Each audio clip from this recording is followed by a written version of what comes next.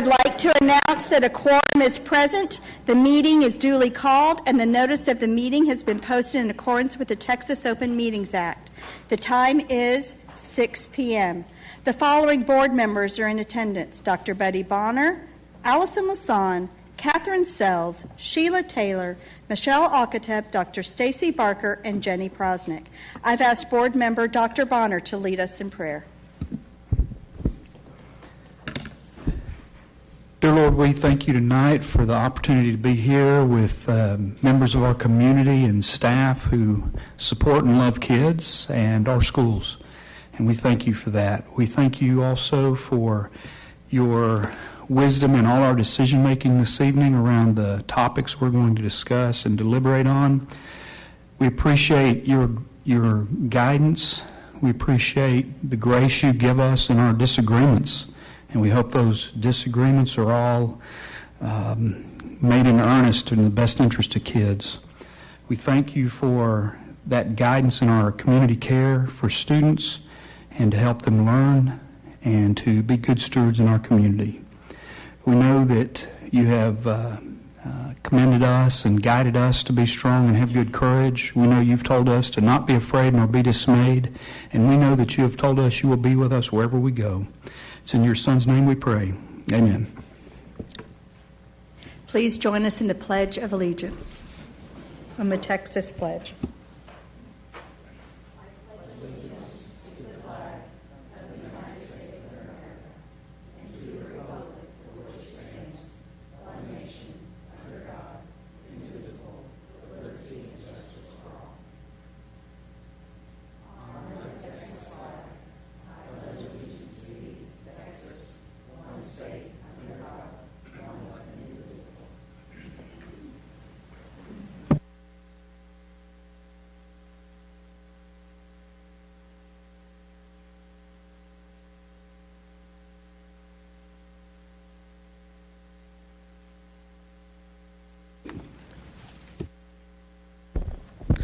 Our mission statement tonight is engaging and inspiring learners and leaders. Our vision statement is all students are confident, equipped with the knowledge and skills to thrive and adapt for their future. Public comment is next on our agenda. At this time, we've had no speakers sign up. We'll move on to discussion items. The first up is the superintendent report, part 1. Dr. Rapp. Thank you, Madam President. Members of the board, our first item here is our Lewisville Education Foundation annual update. So I'm going to ask Dr. Canavell and members of the LEF board to come on up. We've got your clicker there, and yep, just grab one, and you'll want to be sure that it's turned on. Okay. And when you're speaking, you want to be sure you hit the red the person. It's like giving a little orientation to them. We're so glad that you all are here this evening. We appreciate so much you coming forward as a part of the MOU and establishing that cadence about an annual update, and appreciate the opportunity to hear from you all tonight. And thank you so much for the support of our school district. We appreciate you all. Thank you very much, Dr. Rapp. Thank you, Board of Trustees. Thank you for having me. I'd like, if it's okay, for my board members to introduce themselves, our executive committee. So I'll start with Brian here to my left, and then we'll go to the right. Hi, Brian Pardue with the Addison Insurance Group, on the board of directors for a couple years now. Thanks. Terry Allen, chairman of the board this year. I've been on the board probably about 6 years. And I'm Mary Jacoby. I serve as chair-elect, and I think I've been on the board for about 7 years as well. So I have a nice presentation that I'd like to provide all of you this evening. LEF and LISD have had a long-standing partnership, as you know. It predates me as executive director, and it may predate some of us in this room, but nonetheless, this partnership is strong. But one things I like is it's more than just of practice. It's actually encapsulated in an MOU, and so it's time to renew that MOU. It's been quite some time. I believe the last renewal was 2016, 2017. And per the MOU, it should be renewed annually, but with transition and things getting busy, and me just coming on as executive director about 6 months ago, it's been really busy. So I have this slideshow for you, and we'll kind of, in the interest of time, I'll kind of move through it. The purpose of the MOU between Lewisville ISD Education Foundation and Lewisville ISD, or LISD, is to memorialize, ratify, and approve current and past activities and mutually acknowledge for the future respective obligations and rights of the parties. Now, the body of the MOUs is quite lengthy. It's about 10 sections. And so we will focus tonight on Section B, which are district commitments, and then Section C, which is the foundation's or LEF's responsibilities. Section B, district commitments. As part of our partnership, LISD provides one full-time staff member to LEF, and that would be Mrs. Cheryl Robinson, who you might know. She's our Director of Programs and Outcomes. She's in charge of all the scholarship reading that you just participated in and administering that, and she does much more, but that's her role. And so I thank LISD for providing that full-time position. The other three members, including myself, our positions are administered by the district with full reimbursement back. So every month we reimburse the district back for administering our salaries and our benefits. And then third there, you'll see a generous office space. We're located in Suite C of LISDAC in the Welcome Center. And that's been estimated to be a value around $22,000. That would be the room itself and the furniture that comes with it.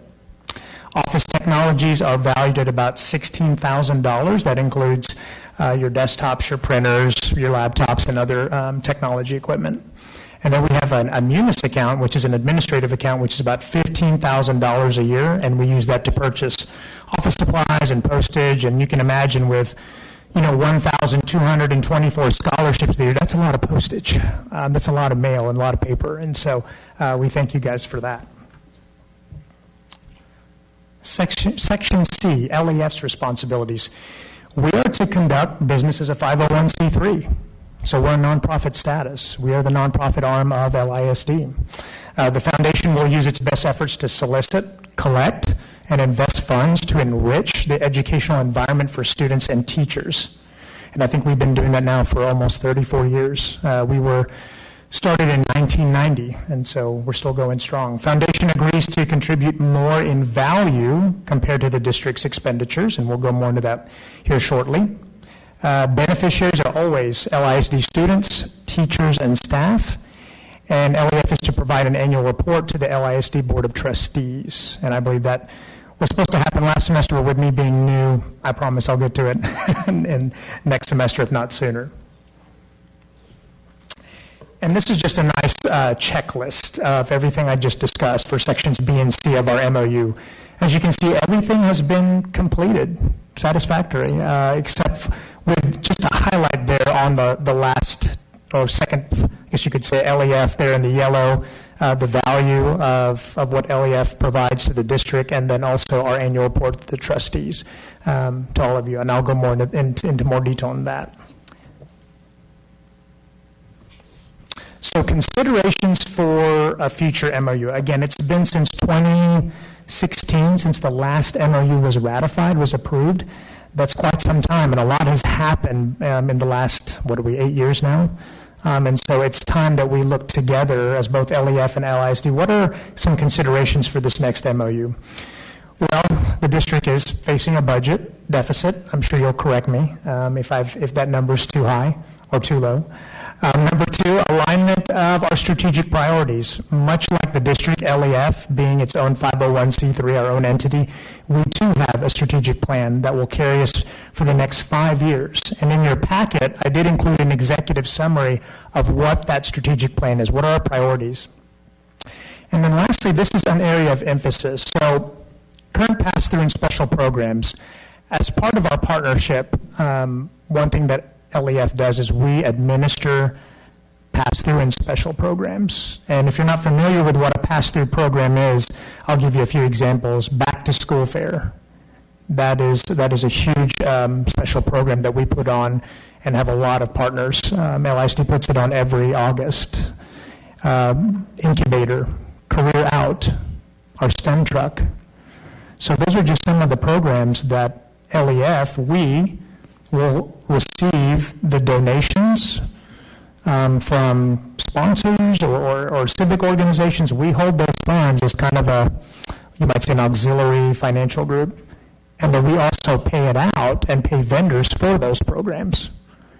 And so over the last, since 2017, over the last several years, those pass-throughs, although they're positive, they're good, they have grown quite a bit, especially since 2019, and now they're growing about 30,000 plus every year, to the tune of about 269,000 that we're holding for these special pass-through programs. And I'll show you that in the next slide. The issue is LEF, with that amount of money we're holding, having to administer, having to pay out, that is now affecting our bandwidth as the foundation for us to do our daily activities, what we set out as a 501c3. It's becoming a little bit burdensome. And so with that said, here's a nice bar graph that shows since 2017, the last MOU, how pass-throughs and special programs have increased. You'll see in 2017, it was about 60,000, and we paid out 36,000. But as you go along, you'll see the inflection point is about 2019 when it increases quite a bit. There's a substantial increase. And now, as of our November financials, when I put this together, we were holding about $254,285.67 and paying out $212,000. And again, the pass-throughs are more than just taking in a check and depositing it. It's administering the funds. It might be us ordering equipment and supplies for the special program. It's adding them into our CRM, sending invoices, pledges. And so to do that at that dollar amount is a lot. And so I wanted to bring this to everyone's attention, but you can see there's quite a bit of an increase there in the pass-through and special programs that we help with LISD. Now, you might ask, since the last MOU back in 2016, 2017, how much have we awarded? How much have we given back as far as teacher grants and scholarships? So if you look up on the screen or on your packet, you'll see there 2016, 2017, $78,704 in teacher grants, $170,600 in scholarships. Fast forward to 2022, 23, we've increased about $180,000 altogether. So we continue to grow, and that's a wonderful number there, 2022, 23. But now we're taking on additional programs and pass-throughs that are adding up.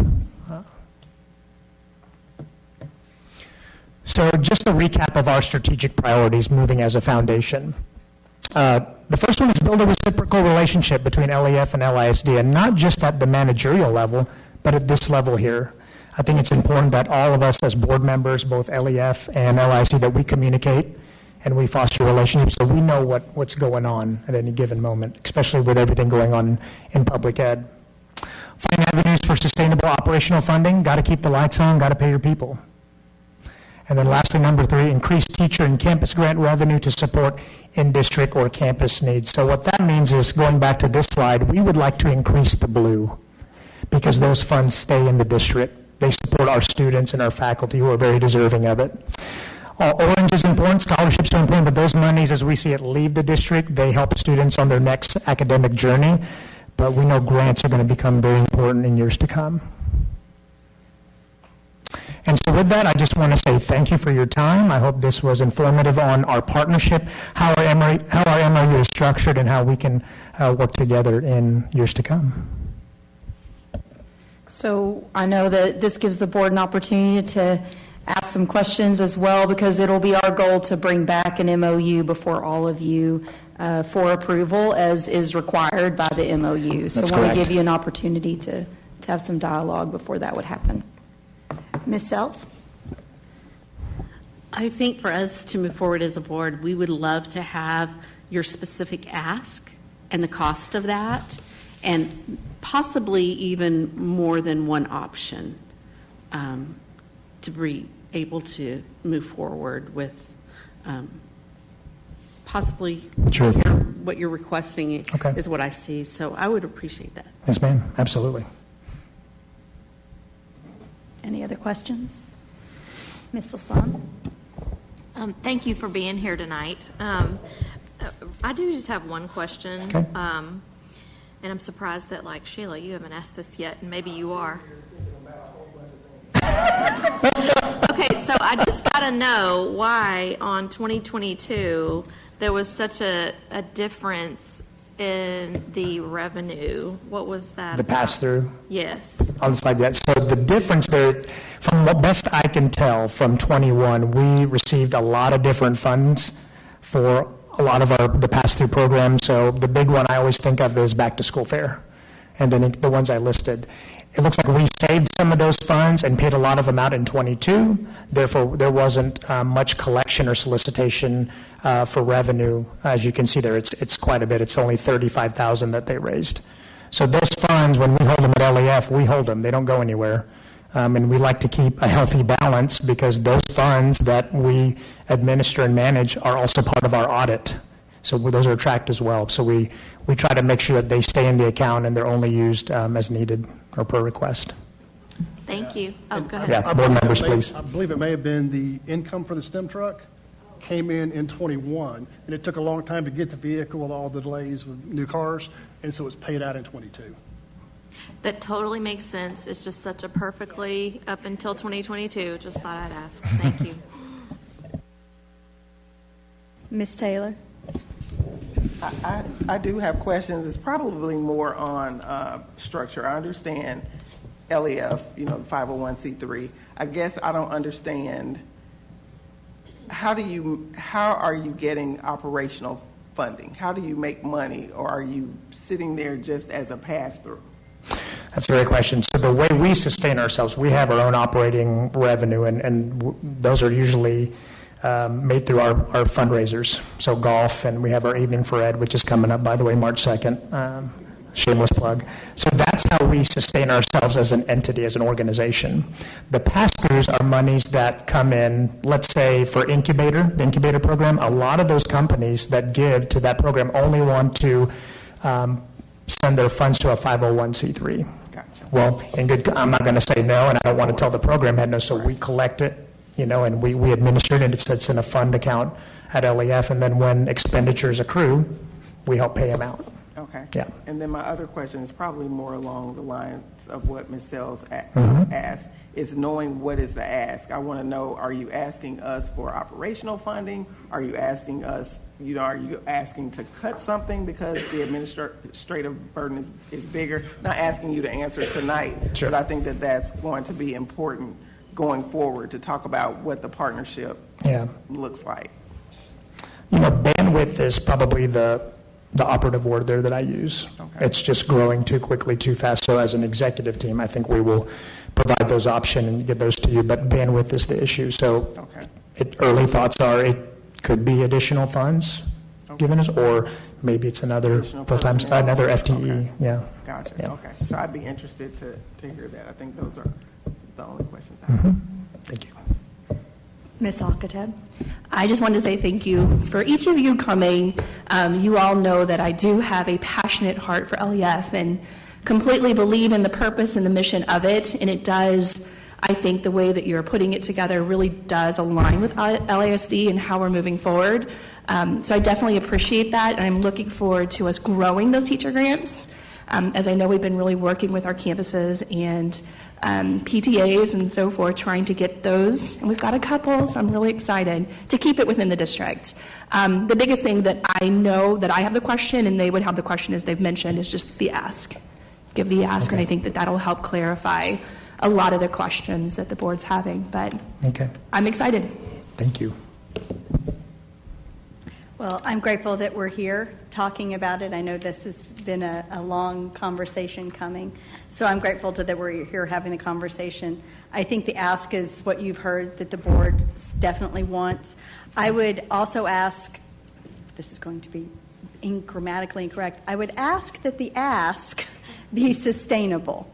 And that it is not just, if you will, a one-time ask for one thing. I would structure it in a way that it is sustainable to move forward so that the MOU, while it will need to be reviewed every year, doesn't need to be, we don't need to reinvent the wheel every year for every board to reinvent that wheel. I greatly appreciate the work that you do. I love reading the scholarships. I love reading the teacher grants because as a board member, it certainly gives me a little focus on what's going on and where some of our teachers' hearts are. So I thank you all for being here tonight. Time is your most precious gift, and you've given up some of it to be with us here tonight, and I thank you for that. Thank you. Next up is our finance report, part 1. Mr. Rare. Thank you. Back in December, district staff provided an update to the board indicating the impact of the tax law changes that came from the most recent legislative session and the November election by voters. So tonight we have Corey Fickus from Linebarger, who's going to provide a property tax update. Corey, are you bringing friends? I am. We saw LAF bring a big group and we wanted to bring some. Thank you. I know you all have this report, but I've added an extra piece of information here.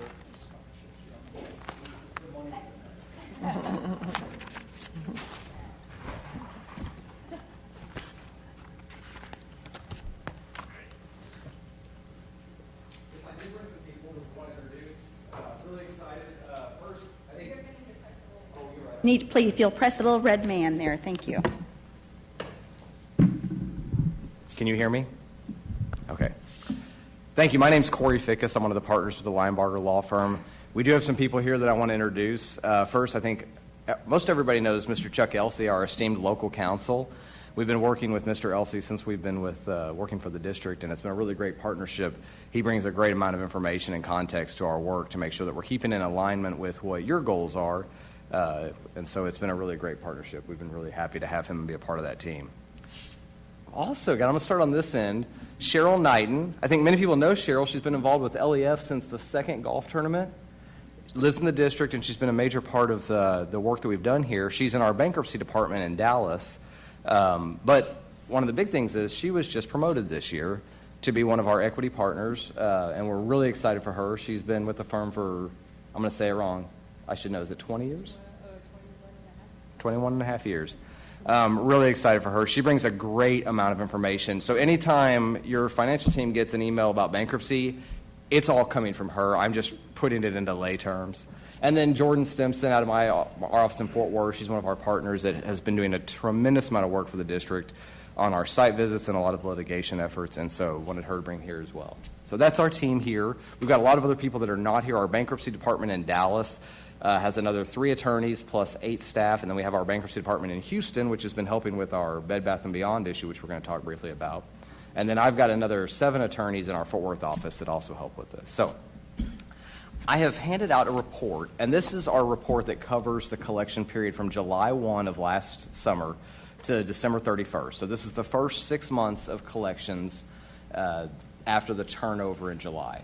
And I wanted to hit on just a couple real high notes. First, if you look at the second paragraph under collections, the first paragraph under collections, but the second paragraph on the page, it shows nearly $6 million in total collections. That's up over $2 million compared to the same period last year. That is partially in part because of 2 really big bankruptcies that have one fully paid and one partially paid. The first was senior living care. This one owed the district $1.2 million, and Cheryl and her team recovered that, I think, right in July or beginning of August. And so that was really exciting. And then the other portion of that is Bed Bath & Beyond. And we've talked, I think, a little bit before individually and with your team on the finance side about Bed Bath & Beyond. Everybody knows about the individual stores, but in Lewisville ISD there was a massive distribution center. That was one of your biggest that was your biggest taxpayer. So the 2022 taxes were paid. We're still fighting with them to get the penalties and interest paid for 2022, which goes to the district, and it's approximately, I think it's right around $200,000 that's still due for 2022 penalties and interest. Well, it's going to be more than that now because of interest. I'm putting it on Cheryl. Yeah, so the amount that's currently due, when they filed bankruptcy around May of 2023, the 2022 taxes were delinquent. So any penalties and interest that accrued up until that time are part of the proof of claim that we filed on behalf of Lewisville ISD in the bankruptcy case. And going forward after that date, interest only would accrue on that claim. When the Bed Bath & Beyond got got court approval of their Chapter 11 plan. It was a liquidating plan. They were supposed to pay those 2022 taxes with the penalty and interest and the additional interest. However, they only paid the base tax. So we have a motion pending in the court in New Jersey to get the additional funds paid on that claim for the 2022 tax year. And so we're hopeful for that because it was part of the plan that was approved. Now, additionally, the bigger impact is 2023 taxes. They managed to convince the bankruptcy court to allow them to challenge the value of their property for 2023, and they lowered it significantly. The bankruptcy court lowered it from, I think, for the distribution center from about $15 million to just over $6 million. So they will get a new tax bill for all of that, but that means that their total liability, they have some other facilities that didn't drop as much. The overall liability will be about half of what it was originally assessed. So that should be paid. We anticipate that will be paid once they finalize the values, and it sounds like that's coming soon. The rest of the increase is just a lot of collection activity. One of the things that we've really been focused on the last several years is business personal property site visits. That's something that I think long ago wasn't really handled as heavily, and it's really important because a lot of these accounts are not big, but they're restaurants, they're doctor's offices, they're local businesses that are really impactful to the immediate neighborhoods, and they often don't understand business personal property taxes. So when we get there early, they can find out about their liability in the first year or the second year when it's still manageable. If you try to go to a restaurant and get $25,000 out of them, you're going to find there's not much there. I mean, they run on pretty thin margins, and nobody wants to buy used kitchen equipment or old tables and chairs. So we really have been trying to do a lot of work on that. Jordan's been a big part of that, and those numbers are in this report. And then, of course, just the general collection activity. So right now we're up about $2 million. On this chart, you'll see the breakdown of base tax collections and then a real odd number, which you look at that second number in the chart, base tax refunds of $3.9 million. That's huge. And we've had this issue in Lewisville for the last couple of years. In fact, a couple of years ago, Chuck and I were meeting with Paige, and I think that the refund at that point was $6 million. These have become very big. We discussed this at the last meeting here about how these large commercial entities will be driving their values down, and I won't go back into that deep discussion, but there are a lot of refunds that are coming in. Your tax assessor is very aware of that. The appraisal district is. There's nothing that can be done from here, from their offices, but we do put that in there so you can see the impact of those refunds because they are very large. Are there any questions on that? Because I'm going to skip to the next sort of bit of information. Okay. Briefly on litigation. Litigation is our last resort. We work really hard to try to get people into payment plans with the tax office or with our office. We try very hard to help them figure out what they can afford to pay before we have to go into litigation. So right now, as we stand through 6 months, we're at about the same rate of accounts filed on as last year, but slightly less dollars. Part of that, even though collections are up, right, part of that is because we're seeing a lot of payment and resolution before we get there. And that's a really good sign because that means people are taking care of it before we have to add filing fees, service fees, abstract fees, and then an ad litem if we can't identify all the parties. So we really try to avoid that. And then your resolved accounts, so I wish my timing of my staff and the reports all work together because we just filed 25 judgments, release judgments this week. So up until this point this year, it's at $857,000, but it's over $1 million now with those release judgments.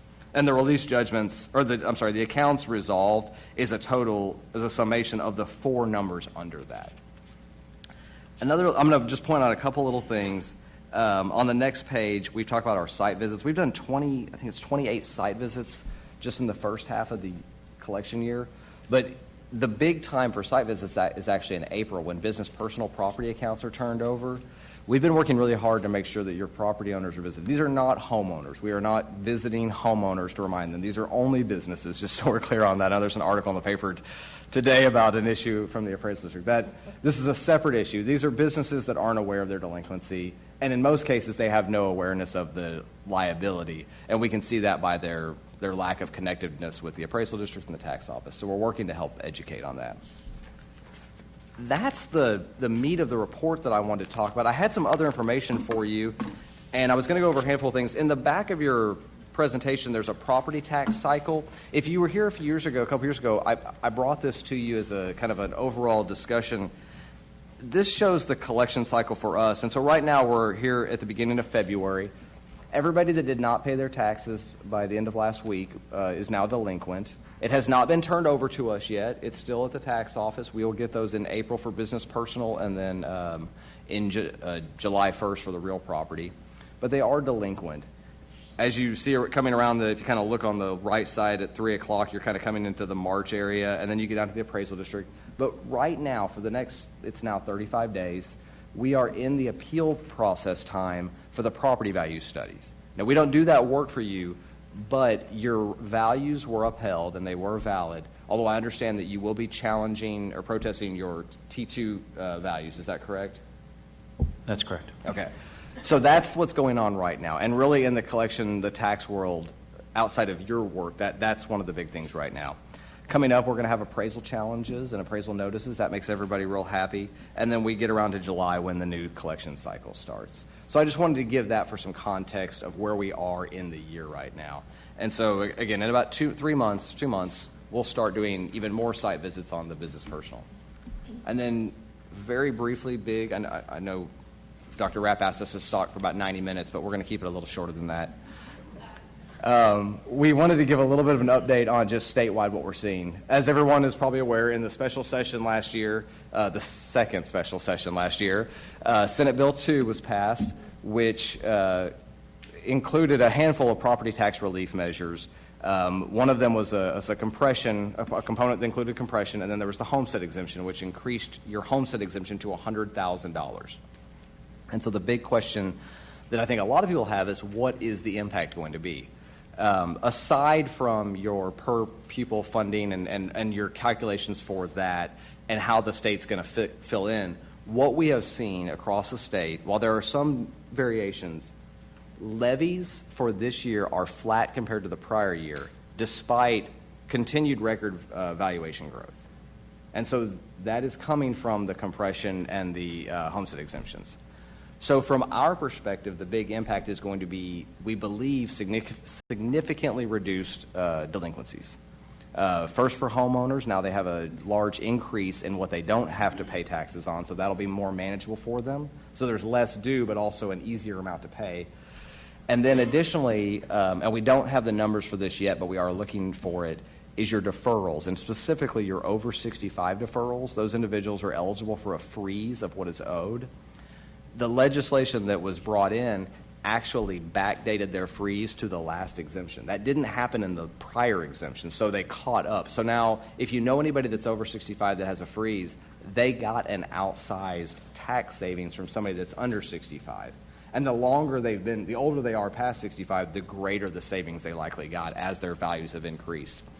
And so that's going to be a big impact because, of course, those deferrals are locked up, and the individuals that are not paying, there's no collectability on those. They're entitled to an abatement from any collection activities, including judgment and tax sale. So we're going to monitor that. What our firm is doing on your behalf is we have a product that we sell to appraisal districts called a homestead exemption analysis, but where the appraisal district is not using that tool, we actually do it on your behalf. So what we're doing is we're monitoring all of your deferral exemptions. And what we're doing is researching to see, are these people still alive, right? If it's obvious that they're already deceased or they don't live there, we're notifying the appraisal district of that. We have no authority to change that, but we can notify them, and then they can ask for verification. There is a fairly high incidence of people that remain in their families' homes after they've passed, and they just keep the exemption, and they just keep paying the lower taxes, but they're not entitled to it. That's what we're looking for. So we're doing that on your behalf. And it's a little bit of a slow go because we have to allow the appraisal district's process to work, which is intentionally slow so that the individuals don't lose their exemptions, unduly. And so that's what we're working on. I think that's everything that I was planning to cover, but I wanted to offer some time for questions. Are there any questions? Ms. Taylor? I think this is just me being curious. When you mentioned the site visits, you said not waiting until they're delinquent to go visit the sites. Are you getting a list of new property owners, business property owners in the district? How do you find out who you should be visiting? So we're going once they're delinquent. Okay. We're Oh, not gotcha. entitled to collect Okay. on them until they're delinquent, and they come in our target rolls. Okay. We do try to make notes at any sort of chamber activities that That's we're what at. I was Yeah, getting we try at, to if there were anytime. big companies coming in, if you knew about that or I staying don't know abreast of that. how many people watch this work session, but now is really important, if you know small businesses, to tell them, get ready, contact the appraisal district, because the biggest deficit we see is them failing to render the value of their taxes. And the appraisal district doesn't know if this dentist office is smaller, larger, more advanced, less advanced than this one over here, so they give it a value that's comparable, and that's what's allowed. Well, that dentist office may have 3 less chairs, and so now they're paying more taxes than what they're supposed to. If they render, they fix that. They can say, I have 2 chairs, 1 x-ray, whatever it is. And that's been the biggest lapse we see in our business personal property. So we really try to educate them on that, especially at this time of year, because when they do that, they save the 10% penalty for not rendering, but they often save 20% or more in taxes because their values drop.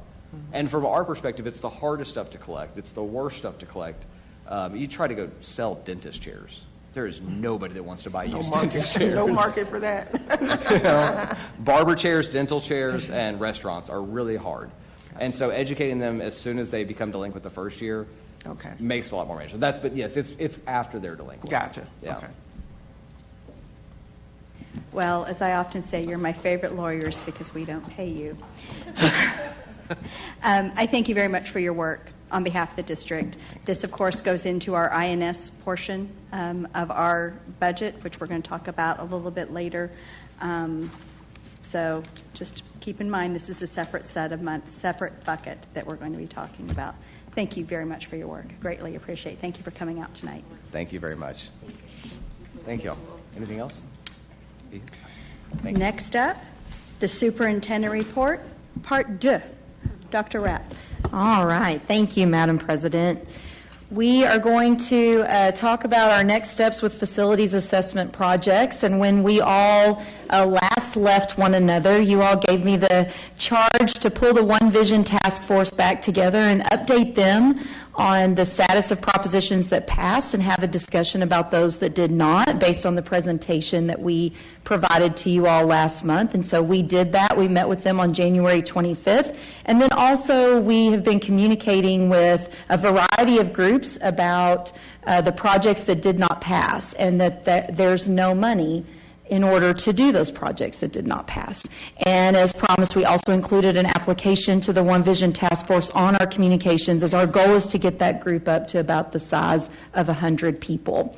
And so last month, you all heard from Coach Lyles and Mr. Kosh about and Jason Hughes about the projects that did not pass. And there's facilities assessment and life cycle projects. Those total $65.1 million. And then we also talked about additional turf projects that were part of the original One Vision Task Force conversation, and those total $36.7 million.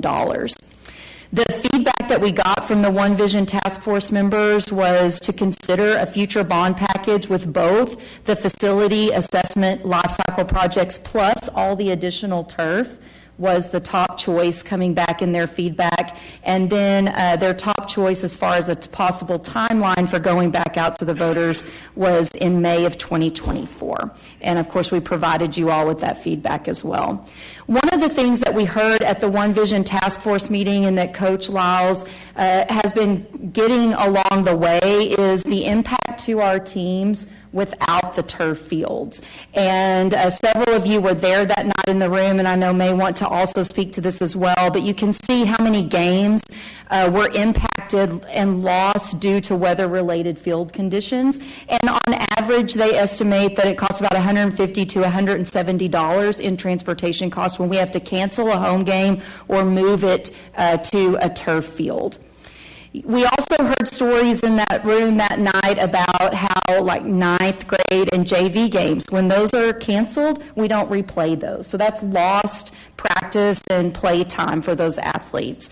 Marcus Baseball missed 63 practices last year in trying to get ready for the season. All already this year, our baseball teams were missing the first 7 days of the season. And you see there how often our 6A softball teams are going to the Colony to practice. And of course, they're getting a bus to travel there as well. And the Colony baseball will often practice on the turf softball field if their grass field is unplayable. And then of course, you had these notes in advance of the meeting, but one of the ones I'm going to just speak about tonight is look at that one about Flower Mound softball. They had a home-and-home agreement with Keller when they went into the regional finals last year, but we were unable to play at our home field because it had standing water all over it. And so Flower Mound softball gave up their home field advantage to go play at Argyle, which that was for a trip to the state tournament. So, you all had these notes in advance as well, but obviously at that One Vision Task Force meeting, we definitely heard from families of softball players and baseball players about the impact to their athletes. So we talked about this last month. The financial capacity that you all have is quite extensive due to wonderful debt management, and we praise you all about that out in the community as much as we possibly can. And if you look at that last bullet, you're in a position to ultimately lower the INS tax rate, even with additional authorization from the voters, and the projects tonight total, if you were to go out for all of them, are just a little over $100 million. So the timeline we looked at last month was the deadline to call for an election for the May ballot is February 16th. And with that being said, I'm going to turn it back over to you all to discuss with one another your options in terms of timeline and One Vision feedback and projects and things of that nature. Let's begin with Ms. Taylor. The joys of sitting on the end. Dr. Bonner. Thank you, Ms. Prosnick. Dr. Rapp, I'm taking Ms. Taylor's spot. You can go next. How about that? I would just like to have something final to the board by I guess it's the first meeting in February, so we can have a more robust conversation about the details. Right now, unless this is it, and I don't think it is, what's being proposed exactly for discussion among us, so that we can nail down exactly what's being offered as far as bond opportunities, and then what level of taxation we want to consider as a reduction. And I think we've talked about having the call date at the February 13th meeting, or sorry, February 12th. And so I guess I'd just like to have that in that immediately prior meeting at the latest. So thank y'all. Dr. Barker. Just a couple of clarifying questions. These baseball, softball notes, how far back does that data go? Yeah, I'll ask Coach Lyles to come up and talk about that. Mm-hmm.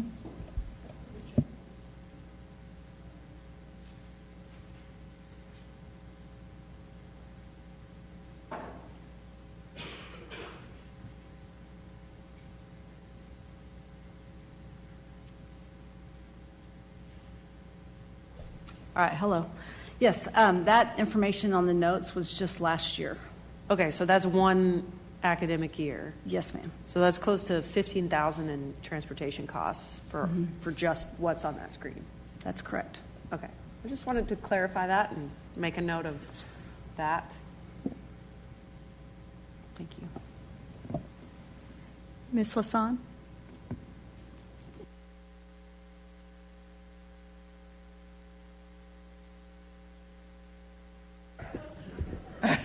Ms. Taylor. I don't know that I have anything. I felt like we had already had this discussion, so I thought we were planning on getting more information and deciding to move forward or not. I don't have anything additional to add because the need is there. So, you have some options to act or not. So I would, think that we would need more information to decide between those two options. Thank you. Ms. Lasan. Okay. So yes, so thanks for the information. And, I have a couple of people that I've, have spoken to anecdotally in the community about things. And it's funny. The turf was one of them. And I told said person, I was like, well, thank you for bringing it up because, I wasn't aware that it was so, the need for it. But I do like that we are not putting anything really, I guess turf is technically kind of new, but it's not, it's just a new way to take care of the fields. It's not a new building. Because, I'm really not in favor of the new indoor facilities, I think, at this time. Because if we're going to go back out to voters, personally, I would really just like to say this is all maintenance. This is all stuff that we have to do in order to keep playing the way we are. And then, because that way I think it could be a more focused campaign on that. But yeah, and I know we're still waiting on the survey results. Oh, they are in there. The one, okay. See, so I have not done all of my homework yet. But anyway, so we're waiting for me to read them. And anyway, so all of that together, I think I'll be ready to make a decision. What, next Monday? Is that when we're going to do it? Okay. Ms. Alcatab? I just want to point out once again, kind of like she mentioned and, Stacy mentioned, that it's not new facility construction. This is upkeep of what we currently have that we need to maintain. And I think by highlighting the examples of the softball, baseball fields, we see this. I know last week, even last Friday, they were having this issue and they had to move and so forth. And my question was going to be the same as Stacy's, is what is the timeline? And you mentioned it's a year, which right there is a huge loss to the district for us having to bus our students to other facilities, other districts that we should not have to. We want them playing on our turf. And so I really appreciate the feedback and the input. Ms. Sells? The only thing that I would like to have is, in the case of like when Marcus Baseball missed 63 practices last year, I'd like that percentage. What is the percentage of practices that they missed? And things like that. I think that it really hits home when you see that dynamic. And I would also love to know the Lewisville baseball boosters, would they be willing to bring that tournament back? Because of all the boosters in our district, they are one of the schools that has the need for the boosters to have an opportunity to raise funds. And so it breaks my heart that they can't do that, because it was not so much a school event as a community event in honoring him and in raising those funds also, and something that I know he appreciated and felt honored by. Right. And once again, there's a need there. Right. And so I think that there's a lot of stories, a lot of good stories to be told, and a lot of ways to share this information to the community to maybe receive a different outcome. And I will just give you a brief on the percentage. I can get the exact percentage, but usually seasons last 4 to 5 months, start to finish, when you start the basic season. So if you're looking at 120 days or so, they're missing over half. And give or take. Once again, math is not my thing, but yes, that's this is once again, as my colleagues have said, this is really a maintenance of the field, and we've spent a lot of money, we spend a lot of time in offering these opportunities for these students to find their place. And if we are not going to, as a board, take the opportunities to make those opportunities even greater, then I think we're remiss. And so I look forward to maybe a little bit better information. I will put it out there. I don't believe that we need to have another meeting at this time about this. I think that just bringing it forward to the 12th meeting with great information in board book would be sufficient. Dr. Bonner, would information in board book be sufficient for you to be able to make a decision on the 12th at our regular meeting? Yeah, absolutely. Thank you for clarifying. I did not mean to imply another meeting. I would never want to do that. Can I ask two more questions real quickly? One, Lori, how many proposals are we looking at? You're basically, let me go Is back it to the around slide. those two that were It would identified in the be, graph? so you've got three categories. You've got athletics and recreation, aquatic centers and stadiums, and then the additional turf would be into the athletics and recreation. So two. Well, athletics and three. recreation, aquatic centers, and stadiums. Oh, so three. Okay, Yeah. okay, good. Stadiums has to be, because they're over 1,000 seats, Okay. that will have to be separate. Perfect. And so, did we ever get any rundown on economic impact of the aquatic centers and some of the fields where folks might come practice, et cetera? I'm not looking to say that we would ever justify the expense with revenue, but there is some ancillary revenue drawn into the cities and the communities around those facilities. So do we ever get any feedback on that from the cities? That's still homework that we're needing to do from the city side. Now, of course, we have what revenue it brings into the district. I'm looking bigger than that. broader We'll than have that. to look at when those tournaments were held and get with city development. But I'll share, of course, I shared the polling info prior, but we got the slideshow for that today, and I'll make some points on that with y'all when I get that to you. Yeah, I'm this week, absolutely too. ready on the 12th. Just would like to see proposal and any attendant tax reduction per those. I too will be very ready on the 12th to move forward. My ask would be that bond counsel could provide us a briefing in closed session on the 12th, as well as any information he would see fit to provide for us in our weekly board notes, and exactly what those propositions would look like. You're looking for any more? I don't think so. Okay. Next up, we have the 2023 bond program. Dr. Rapp. Okay, thank you, Madam President. And as we are welcoming Scott to his first board meeting, we're going to tackle the majority of the bond program and then the budget presentations as well. And we are so excited to have him here tonight. But Randy and Brian and I will take care of the 2023 bond program presentation here. So I'm going to start off, Ms. Prosnick had asked just a brief touch base point in this presentation about where we are with the 2017 bond program. So you see some notes on that slide about our final projects. One of the things on Tech East, you're going to hear this again at the end. The GMP will be coming to you all in March for approval. And the question was asked as well by Ms. Prosnick, since this is one of those final projects, could we do a groundbreaking to kind of usher in the end of the 2017 bond program, if you will. So Randy's working with communications on that. And then you can see how much is remaining that's uncommitted from the 2017 bond. You can see the technology projects there that are being worked on. Of course, the ERP we're going to talk a lot about tonight with the 2023 bond, and the estimated bond savings there from those technology projects. So that's just a quick update there.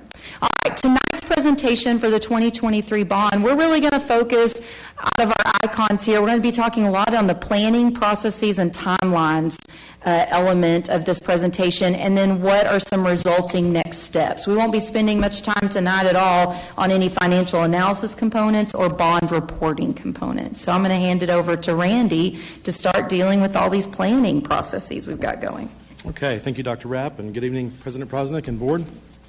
So with a fresh bond comes an opportunity to kind of hit some of those guiding principles that, in the construction program. And so we'll start off by talking a little bit about when is an architect or engineer required?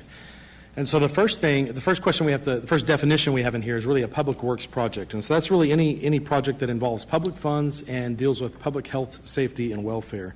So that's one of the guiding principles when we look at when an architect and engineer is required. Whenever we hire architects, we have to use the RFQ method, which means you cannot look at fees. You have to look at qualifications only in step one. That's per Chapter 2254 of the Government Code. And the Board of Trustees awarded 4 architect firms as part of the RFQ back in December of 2020 that we partner with. That was a 2-year RFQ with 3 2-year extensions, and so that will take us out to 2028.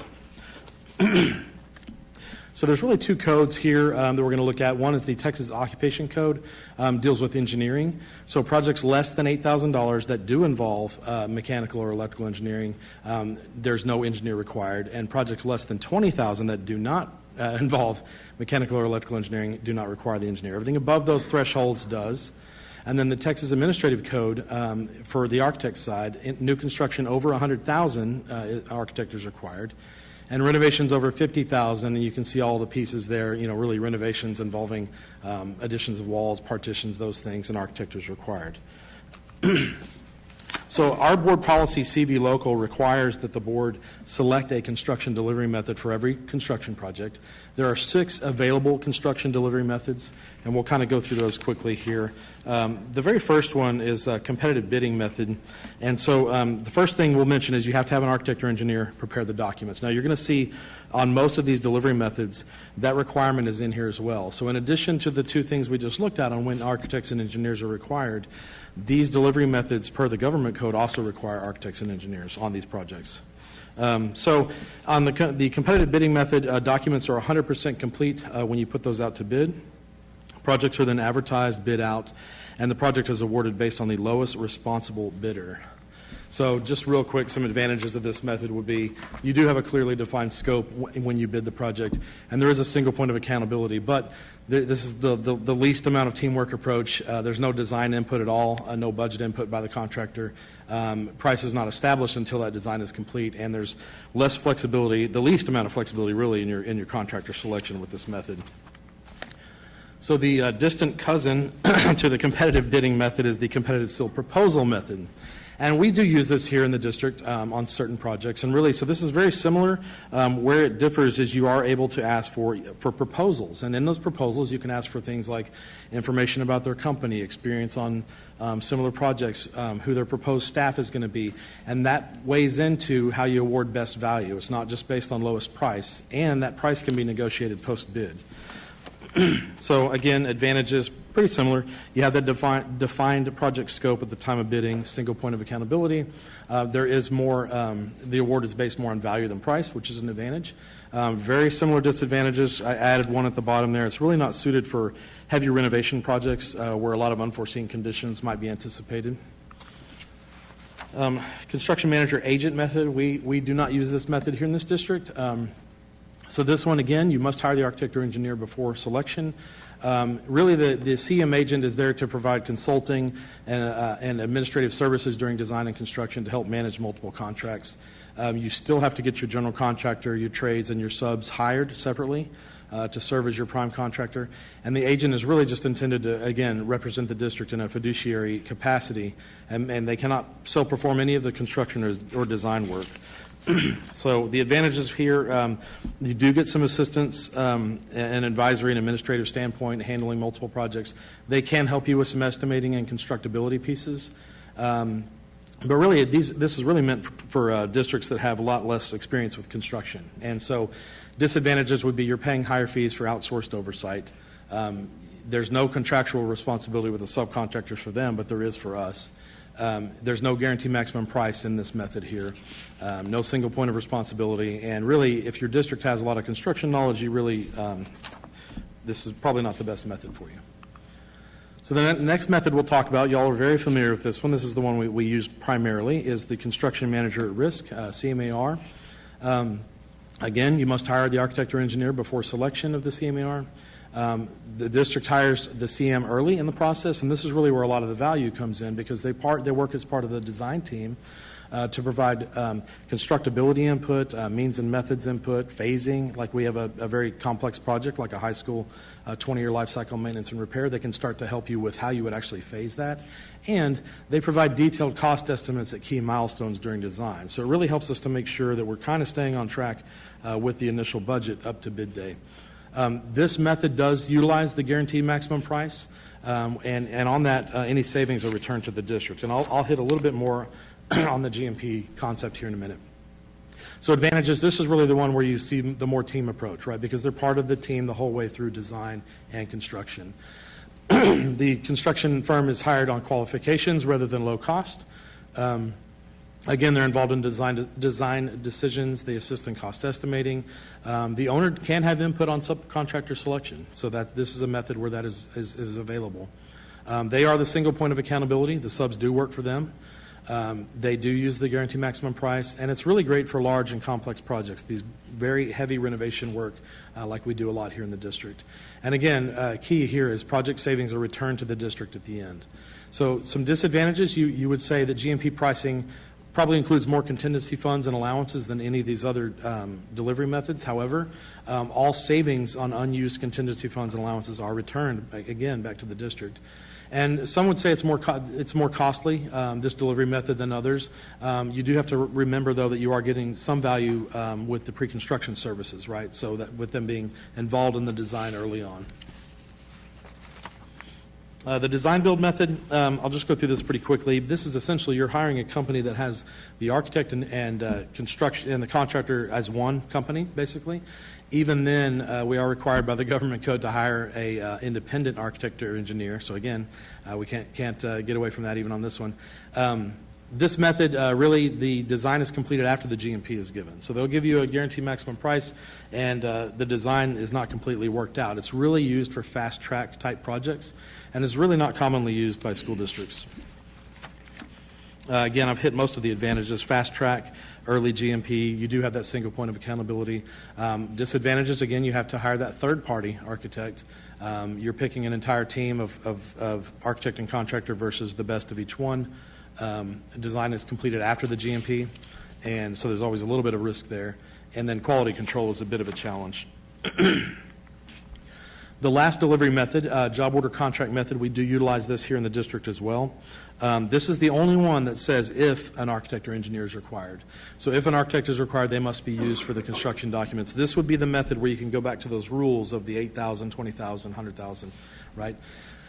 This procurement method is really used for maintenance and repairs and minor construction, really the single trade type work. One of the good things here, you can use this on your construction projects to get done more quickly and easily. And a lot of times you can utilize purchasing cooperatives, which is a huge advantage on this method here. So we do use this method for certain projects. Again, it's really good for those single trade, smaller projects. You can select from pre-bid vendors on those purchasing cooperatives, which is, again, a big advantage, especially on the time aspect. There is less overhead cost because you're dealing directly with a subcontractor or a trade associated with that work. Really not intended to be used for large or complex projects. It requires regular auditing of those co-ops to make sure that pricing stays up to date. So for the last 20 years or more, LISD has utilized the construction manager at risk delivery method as our preferred method of construction. So next week you will see a consent item to kind of firm that up and basically state that in the 2023 bond we are recommending we utilize the construction manager at risk delivery method as our standard. Now, some smaller projects do pair up better with some of those other delivery methods, and any time that we want to recommend that, we will definitely bring that before the board and have that approved before we proceed. Okay, so we've talked a little bit about the construction manager at risk process. Now we mentioned the guaranteed maximum price quite a bit. So what does that look like? So once the design is complete and ready to be bid out, the construction manager at risk will advertise that to potential bidders and suppliers for a minimum of 2 weeks. On bid day, the CMAR will actually open and read aloud all subcontractor and supplier bids. We have a representative of the district and typically the architect there when that is done. Then they start to scope and evaluate those bids. And I mentioned that a lot of times when I bring a GMP to the board. What that really means is they're looking for any items that might be doubled up. So you might have 2 different bids that covered the same item. They're looking for any missed scope. Maybe you had a specific trade that had no bidders and they're wanting to fill that gap. They're also checking references and financial capabilities of any firms, any of the subcontractors that they have not worked with. So that GMP, once it's been scoped, the GMP is actually put together. It includes bids for every trade and supplier necessary to complete that job. So not multiple bids per trade. You'll have one, basically awarded subcontractor for each individual trade. It also includes the CMER fees and general conditions, insurance and bond cost, and again, I mentioned those contingency and allowance funds. So during construction, we do utilize contingency funds. They can be used for things like if the district wants to add scope to the project, we're able to do that, or if we have unforeseen conditions, and a lot of these 20-year life cycle maintenance and repair projects have little presents waiting for us, and it allows us to be able to utilize those contingency funds without having to come back for a change order every single time. Now, the good news there is any remaining funds, not only in the contingency and allowances, but also buyout savings. So as they actually buy out the contracts with the subs, if there is work that's doubled up, that's called buyout savings. All of that is returned to the district at the end of the project.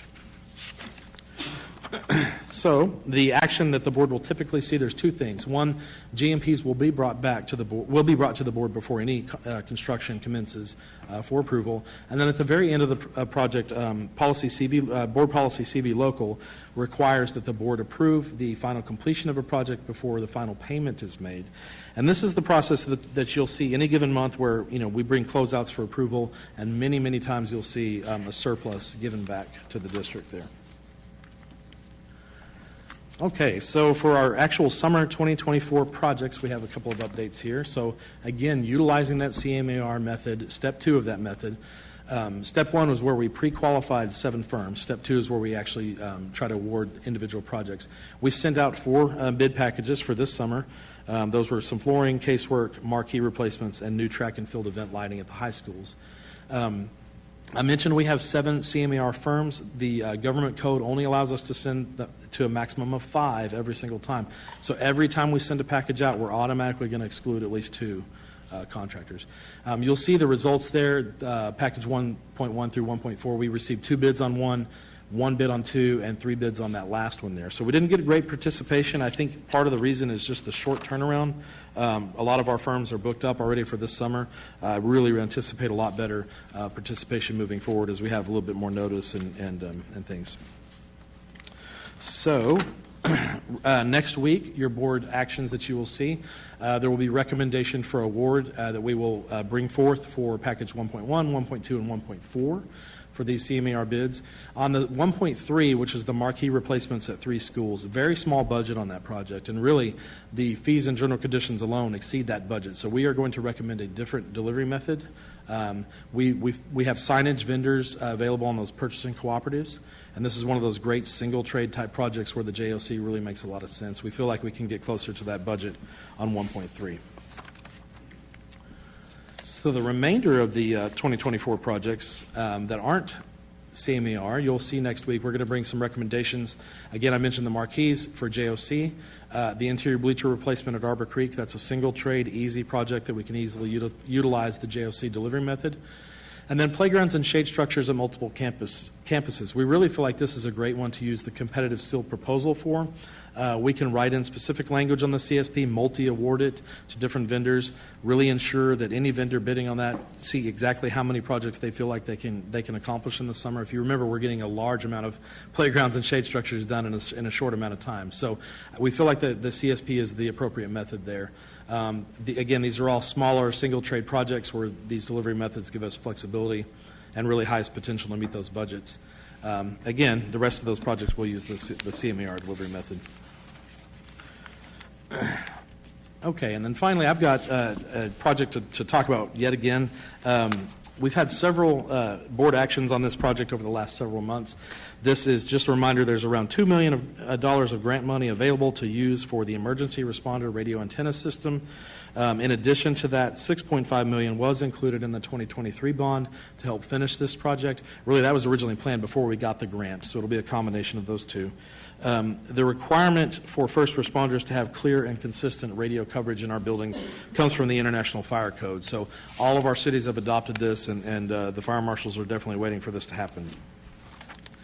In order to determine if you need any enhancements inside a building, a test has to be performed with a radio frequency device. And basically, they go in and do grid testing, which means they'll take the floor plan and draw a grid on that and go test it at all the grid points to see if there's radio coverage at those points.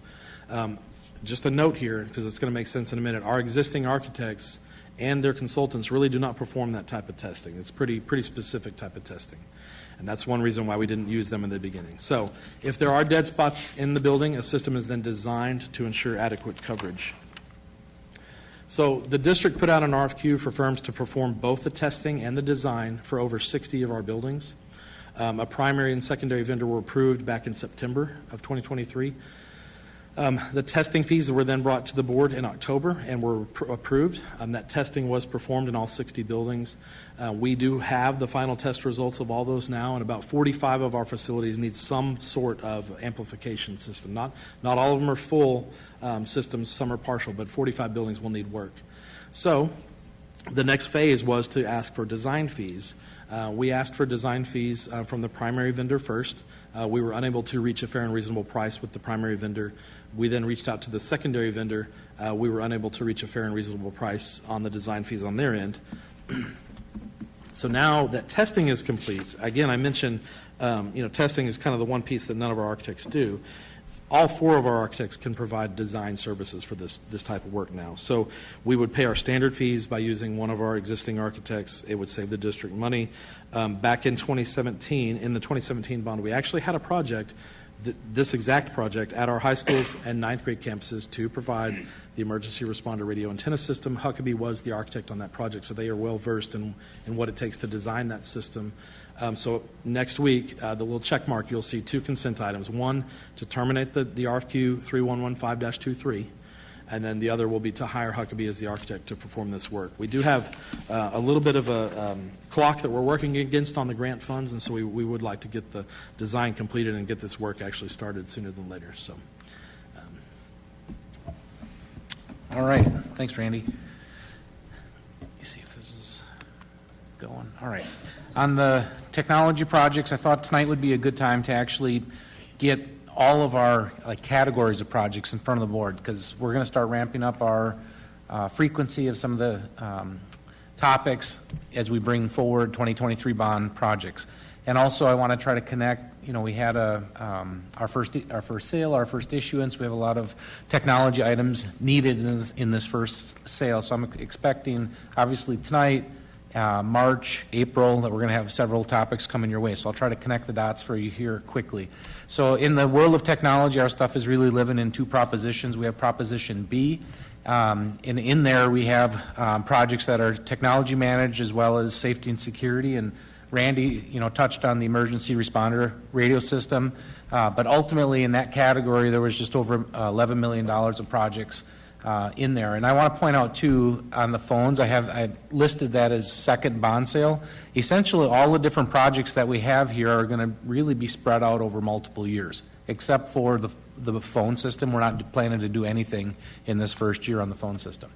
But that said, obviously the areas that are around safety and security, we want to get these projects moving forward, very similar to the process that Randy shared with the emergency responder system. We're going to have to follow something very similar to that for the cellular distribution system.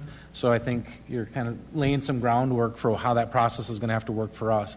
In our cybersecurity area, we're going to need some additional hardware coming up.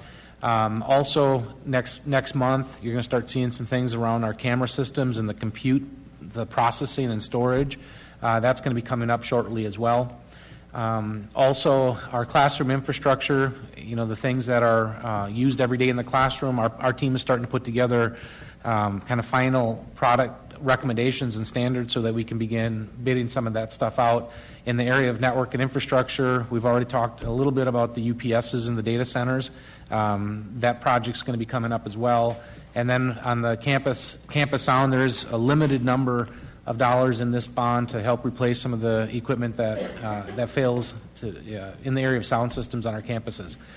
And then Proposition C is really into 2 categories, the instructional learning devices and then the enterprise applications. And that's really what we're going to focus on tonight. That's why I have it highlighted in yellow. What we're talking about are staff devices, which you already approved, but we're going to talk a little bit about the project side of that tonight.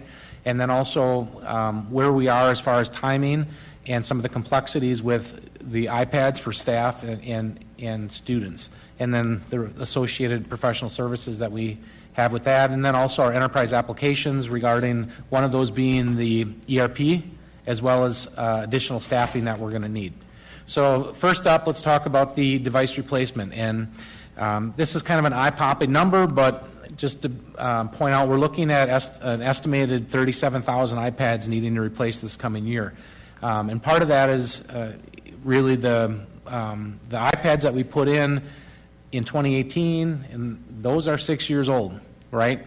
And if you also recall, what we put in early in the bond was a little bit lower end device in pre-K through 3. So we're getting to the tail end of usability on that stuff. So we need to plan to replace that. In there also, we've been looking at analytics and numbers. We've had conversations with the Technology Advisory Council around staff and staff iPads. In the last bond, we did issue an iPad to every staff member. We feel that we don't need to budget that high, so we have that a more conservative approach where we're only budgeting 60%. But also, I want to point out that one of the challenges with this is the timing of when new hardware is available in the market. And unfortunately, Apple keeps that really, really close to vest. So we have to read rumor websites and try to look for different telltales of when something's coming to the market. And there are some telltales out there right now that things may be coming to the market. And why that's important is essentially the iPad that's really at that price point of what we're looking at, what I would say is really targeted for education. That's essentially 2 years old from a technology perspective. So the chipset on that is 2 years old, and that's important to us because when we're buying technology and in the cycle of bonds that we're in, we really do need to buy the best technology available at the time we can buy it because of how long we end up having to use this. So the rumor mill, so to speak, is that there's a new iPad possibly coming out in March or April. And that, just to be clear, we can't know that for sure, but that's what we're anticipating. And then I think the other part of that is one of the challenges that we have because of the age of our current fleet and the batteries and so forth, our incoming fourth graders, we're at a spot where we have to have something for them when they come in. So Michelle's been working with procurement and contracts right now, basically quoting out 3 different options. So one of them would be basically all the iPads that we would need in one option, and that assumes all of that new hardware is available. The other option would be just to basically take what's available currently for an iPad and quote that for the fourth graders. And obviously that's the same device that our current fourth graders have, which they'd have in fifth grade. We might be able to look at bringing that replacement back in on the tail end of the bond. But ultimately, if something's not available to buy, obviously that it takes us time to receive something and get it prepped and ready for the start of school. And it sounds crazy because we're only in February, but that happens very, very quickly to the point where really by late May, in June, we need to have the stuff here so that we can start prepping it over the summer, just because the volume is so high. And then the other option is, or with option 2, you would follow that up with a bigger order for the other grade levels at a later date when something's available. And option 3 would be just basically focus on the fourth grade iPads right now. So in each of those options, we would also be bringing forth whatever additional services that we think we need. Obviously, with 37,000 of anything, that's really 72,000 because you got to collect everything that you're putting out there, and it's very labor intensive. So we're going to need some supplemental staff, like we did last time, to do that. But ultimately, we could potentially have a recommendation for the board in March, or maybe if we don't have clarity, that might have to get pushed till April. And then in the area of enterprise resource planning, that's our ERP system that we've been talking about. And as you all know, we're going through the evaluation process right now. We have, in response to the RFP that we put out. And ultimately, again, we're working with really closely with procurement and contracts. We're also working with iSphere, which is our ERP project management analyst company that's working on this project with us. We're going through the process of trying to evaluate the bids around what our needs are. How good do the products match up to what we need as an organization? What functionalities are in there? Obviously, cost is a big factor as far as how it meets our needs. So this past month, really since we got back from the Christmas break, our team, and this is a big project too, this is essentially, when I say our team, it's kind of our core team, but it's also everybody that is a core user of the ERPs, or currently Munis. So if you think about HR, finance, accounting, payroll, the list goes on, state reporting. We have a very large cross-functional group that's been evaluating applications. So we went through a full 3-day on-site product demonstration. We've had 7 follow-up deep dive calls, is what we're calling them, back with the vendors. Obviously, almost uncountable number of calls and emails trying to ask questions around the products. We have done one on-site school district. We've also done a virtual school district visit. And ultimately, what we're trying to do is bring a recommendation to the board that best meets our needs. And obviously, this is a huge decision. It's an important one because it's very likely going to be around for a while.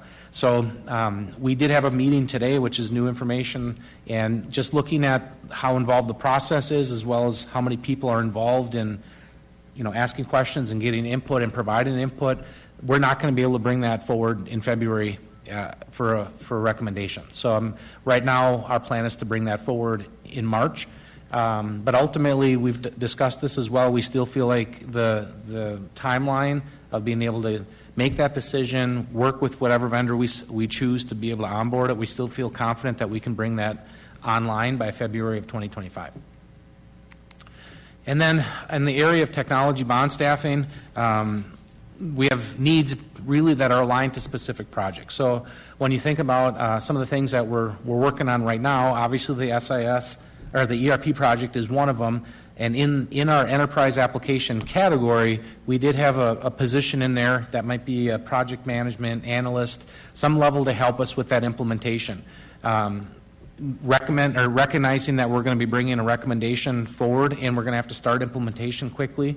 What we're going to be looking for is essentially one full-time employee that would be with us through the ERP project as well as the future SIS project over a 4-year period. So the budget on that staffing would be $445,000 over 4 years.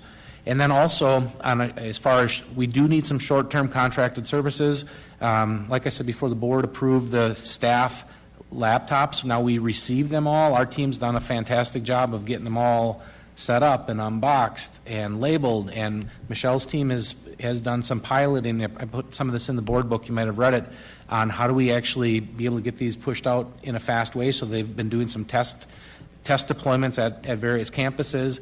And we also, we've been meeting with our Technology Advisory Council, and one of the things that we're trying to be sensitive of is, last time we did this, we asked everybody to come back during the summer. And we were asking, and we surveyed, Michelle's done a great job surveying principals and staff, when do you want this deployment to happen? And the feedback we've gotten across the board was try to get this done before we leave for summer. So then you start looking at the calendar and you look at, well, what happens in the spring is the assessment calendar, or assessment window. And that can be kind of disruptive. So Michelle's and her team put together a calendar and said, if we could get this done before the assessment window, what would it take to do that? So what you're going to see is a recommendation at next week's board meeting for some supplemental staffing that would allow us to ramp up, get the project done before that spring assessment window. But ultimately, we're trying to listen to staff, honor their feedback, and I think this would be the right way to actually do the project as well. On a positive note, too, one of the campuses, Harmon, where we did the pilot, we've gotten some really good feedback from the staff that have gone through the process as well as the technology. They said it's been really a game changer. So that's been fantastic. So ultimately, that's what we need right now, and if we look at our future needs, we're going to have to address the staffing needs with the larger iPad project, and that would include deployment services, some level of project management, some technical engineering, and some professional learning. But ultimately, we'll be bringing that as a recommendation when those projects come forward to the board. And then next steps. All right, so you see there the items that will be up for March discussion that we will be bringing forward to you all. And then on the next slide, of course, our next steps regarding action items would be what you've heard tonight, except for the ERP, which closed the loop on that. We'll need to bring that forward in March. I really am proud of the teams that have come together around the ERP and just, again, continue to hope that packaging all of this information makes for a little bit of a lengthy cumulative slide presentation, but thank y'all for the swiftness with which you covered that. The other thing, board, I wanted to say too is one of the things we all talked about was really a tracking document for you all as we've gone through projects for the first sale and where we are in the queue for those things. And so we still are working on that, and we'll be able to get something to you for that as well. And with that, we'll take any questions you have. I'm going to start to my left with Ms. Sells. Thank you for that, because that was one of my questions was, how are we going to be able to track, and how will the board know? It's really important for us to know how, a lot of it's brought to us and we don't always deal with it on a daily basis. So to have one document that we can go to just refresh ourselves would be very helpful. I have a question about the grid testing. Why was the grid testing not done on those other campuses before we put in? Are you talking about the ones done in 2017? The 45 that showed known dead spots. I'm not sure I understand your question. So, was it 45 campuses we show that do need right? So grid testing was done on all 60 campuses, right in this current set. Are you talking about the ones we did in 2017? Yes, but I'm asking, why was grid testing not done before are we adding new devices in there? So we're wanting to make sure. Yes. I'm just concerned that we've had dead spots and not known about it before. That's exactly right. Yes, this is a fairly new requirement. So this came up in the International Fire Code, and really most of our fire marshals, I think the first one started talking to us, Matt can confirm, maybe 4 or 5 years ago. Right. And that's when, maybe 4, and that's when we started talking about, hey, in the 2017 bond, let's go ahead and knock off the high schools and 9th grades with savings. So, and I do remember that from being on safety. Right. So it's just simply going through, and this is how you just measure where the dead spots are. When it first came about, and we did our first system, the fire marshal actually came out with his radio and walked through and was like, hey, I'm getting service here, I'm not getting service here. This is really how you're supposed to do it. You're supposed to have an official grid test. And so, with 60 campuses, that's the way to do it. So. Well, that's my case, is that in case of an emergency, we want to be able to make sure that those that are asking for help can get help. And so I don't want to be caught in any dead spot during an emergency in the campus. Right. So that would be, I'm looking forward to getting all of that taken care of. Absolutely, yeah. Because I think that's just imperative for safety reasons. And thank you for the technology, and thank you for waiting in case, I think, something new comes out all the time, and I think if you're hearing rumors, it's probably more accurate than not. And I think that during COVID, I think that it showed more than anything how it is important to do it the LISD way, and that's to be top notch. And so I just wanted to commend y'all for that, and thank you for the explanation also about all those about the differences. Sometimes it's hard to remember again when we're here and we see we're going for a CMR. And so we wonder why, and we ask all the time, why do we have to do that, and is it required? So thank you for that. But great presentation, thank you. Ms. Alcatab? Ditto. I really, really, really did appreciate the slides where you kind of broke it down by the different constructions and the processes and the methods. As a newbie, I hear the acronyms, but being able to really understand what they mean and the advantages and disadvantages to the district, I really did appreciate. So thank you so much for doing that for me. And the other thing I just really wanted to say was, I appreciate all the time and consideration that all of you guys have put into this and the processes and really being proactive. Catherine mentioned the LASD way, 100%. You're thinking ahead. You're thinking what's going to be best for our students, for our staff, and LASD to keep us ahead. And I appreciate the different options that you're providing to us to be able to provide that to our students. And even working on the calendar, I'm sure that's a huge beast, especially working into the spring. So just thank you for doing that. I really appreciate all of your time and effort. Ms. Lasan? Very good. Dr. Bonner? Yeah, just a couple thoughts. I'm wondering organizationally, while the presentation was brief, if we could cut it in half around for questions. We can take a pause, get those questions around the construction side, and then follow up with the technology. All still while it's one presentation. Just a thought. And then secondarily, thank you for sharing that feedback from the campus as far as getting those devices into kids' hands and staff hands. You know, as a classroom teacher, nothing is more frustrating than your technology failing. And so I'm so glad to read some of those comments that you shared. The person that said, oh my gosh, I have a battery that still has 50% plus, see, I am reading, at the end of the day, right? So, yeah, and in all caps, because they had a battery. So thank you for that feedback, because I know our teachers appreciate that. Also, I like your idea on targeted assistance for the deployments. I mean, why wouldn't we do it that way, right? Having people come in like a SWAT team, that kind of thing. And it sounds like the FTE you're asking for will be an internal position. So I'm going to encourage you, when that person rolls over, to squeeze, because you know we have a deficit, squeeze and not backfill. That's just my encouragement to you.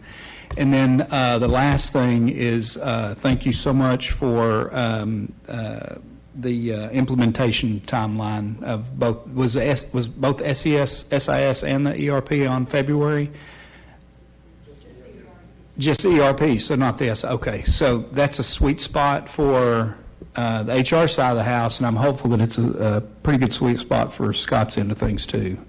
So I appreciate that timeline. Thank you. Dr. Barker?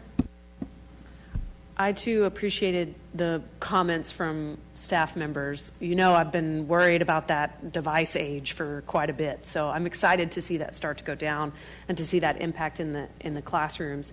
I also am appreciative of all of the listening that you're doing of these various departments, because in some districts that I've been in, IT makes decisions about what we're going to do, and then the rest of us have to adapt. And so I think that's really important, that you're taking that time to listen and going slow to go fast, right? So if we have this long process so that we're all on the same page, then it's a much quicker implementation phase. So that's really exciting. The one thing that I would ask for is, you mentioned in these options about the iPads of each option would include related products and services. I really want to see, is it cheaper for us in the long term to have some of that phasing in so that we don't have, you know, an intense amount of staff just for those 37,000, but we could actually save some money by phasing it out and not having as many staff needed for that rollout. So I'm really interested in that included related products and services, and especially staffing, because we're facing this deficit. And so if there's a way for us to do that in a way that saves us some money in the long term, helpful. Ms. Taylor? I think ditto on the project savings. I know that we're not always going for the lowest bid, but I do appreciate that we consider pricing when we're looking at best value, similar to what everybody raised about waiting if we know that something else is coming out, so we have the newest product, so we're not having to go to another product as quickly, so that we have some long-term savings built in by waiting. So that's all. Those were my only comments. I had some concerns about the lack of bidding, which brings concerns for moving forward with other projects. And I know you had said it was time of year and that everybody's built up, but I just want to put it out there that I have concerns, which I had said before, because everybody's doing it right now, that we were going to be on the short stick of some things. I'll let you talk. No, I really do think it's the short turnaround for the summer. If you look at some of the projects that we have, they're multiple campus projects, and so like it's flooring at I think 5 locations, casework at 4. So if you're a construction manager, you've got to now allocate, you know, staffing for all those locations, and so I think a lot of them were just booked up on that end. We got more participation on the 5 high school track and field piece, because I don't think it's as tied to the summer, right? So that could stretch beyond. But I really do think we'll have better coverage going forward. We're getting good feedback from everybody, and we're asking the question this time before we ask them to bid, like, hey, are y'all booked up? Do you have any? What's your financial capacity look like? That was some feedback we got from the firms when we interviewed them the last time. So we're trying to be good on our end on that as well. So I'm optimistic moving forward that we'll get better coverage the next go around. Especially, we're going to try to get CM at Risk on board for next summer's work very shortly. So you'll see that coming up in the next couple of months. Good. So, I like your crystal ball. I'll hold a good thought. To quote my thing. I just want to make sure I understand some things. 10% is about what we do for our contingency fees, in the contingencies for the projects? It varies by project. So if you have a very small budget, 10% is not very much. And then if you have a very large project, sometimes it's over that. It really depends on the type of project and what we feel we're going to get into. Generally, there's owner's contingency and there's CM contingency. And then, like I say, there's allowances for things that aren't clearly defined in the beginning. Like there could be a hardware allowance or graphics allowance where once the project gets near completion, you really start to look in where you need that signage put in and stuff like that. So it really varies by project. It's not really a set number for everything. And I want to give Mr. Martin some credit, him and his team, for what they do to help move these along. And I appreciate the work that you and your department do to keep us tight and right. I also wanted to say on the ERP, I always call it the wrong thing, the ERP project, I appreciate the thoughtfulness going in and that we're not trying to rush anything on that end. And as many questions as you can ask on the front end will benefit us on the back end. The staffing, I agree, because we're tight. And that is... I know it's needed, but I would also say that I think we need to be thoughtful when pushing out any new technology. I appreciate you going to the campuses and asking them those questions, as some of my colleagues have said. But I also, by the way, concur with Dr. Bonner that 45 slides all at once is a lot. And it would be better if broken down so that we could probably ask more thoughtful questions and it would be a little bit more on the mind going forward. But I do appreciate your time and the work that you do for the district. That's all. Sorry. Next up, Finance Report, Part 2. Mr. Rare. Are you going to take it first? Yes, just okay. First meeting transitioning in. All right. So I will take the majority of this one. All right. And yes, thank y'all for that feedback and appreciate we'll get on a good cadence about breaks and where those best fall for questions and appreciate that so much. So, okay, is my presentation come? There we go.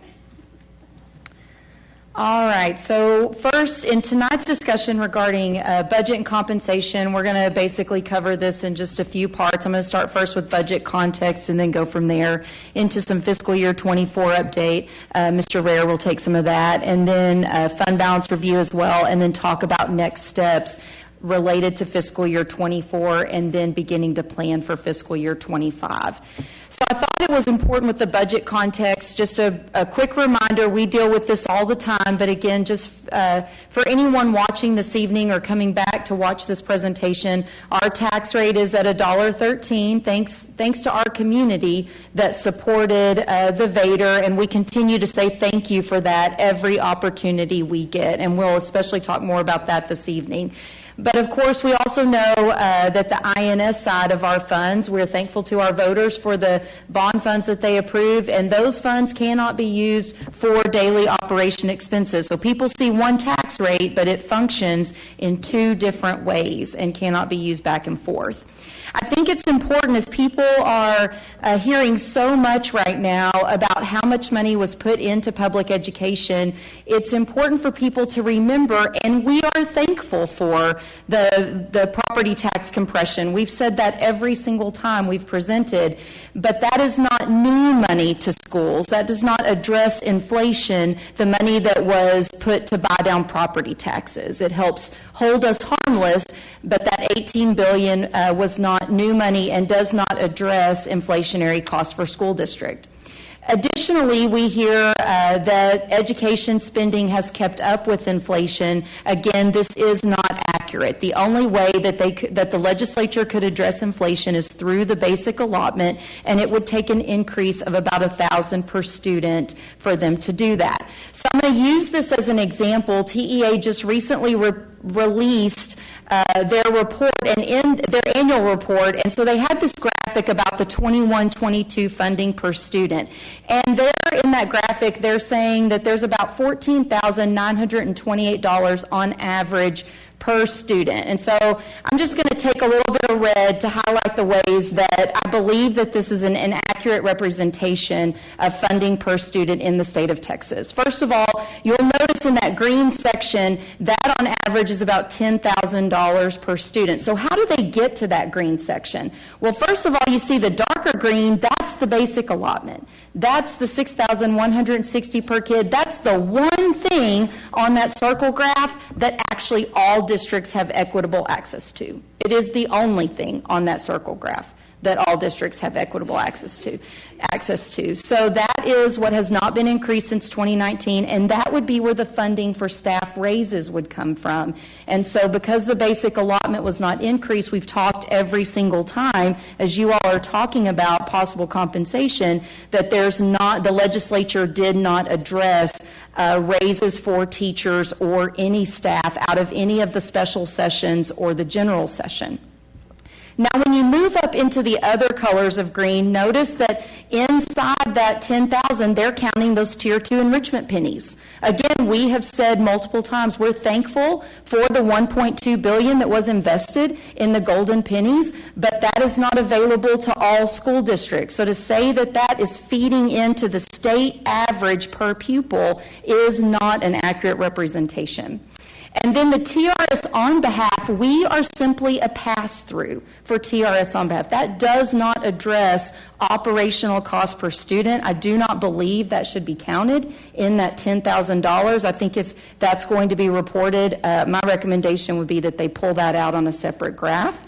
And then the other two amounts that I believe should be reported separately that are inflating this representation would be in orange, that's your INS funds across the state. So that's $1,600 roughly that they're totaling up in that $14,928. But we all know INS funds, not IRS funds. INS funds are only approved by voters in local communities, and that's not true for all school districts at this time. And then ESSER funds are also part of that $14,000, and we all know those ESSER funds are not contributing. They're not continuing. So if we want to include ESSER, we just need to pull it off of that dollar total and report it out separately. It's very simple.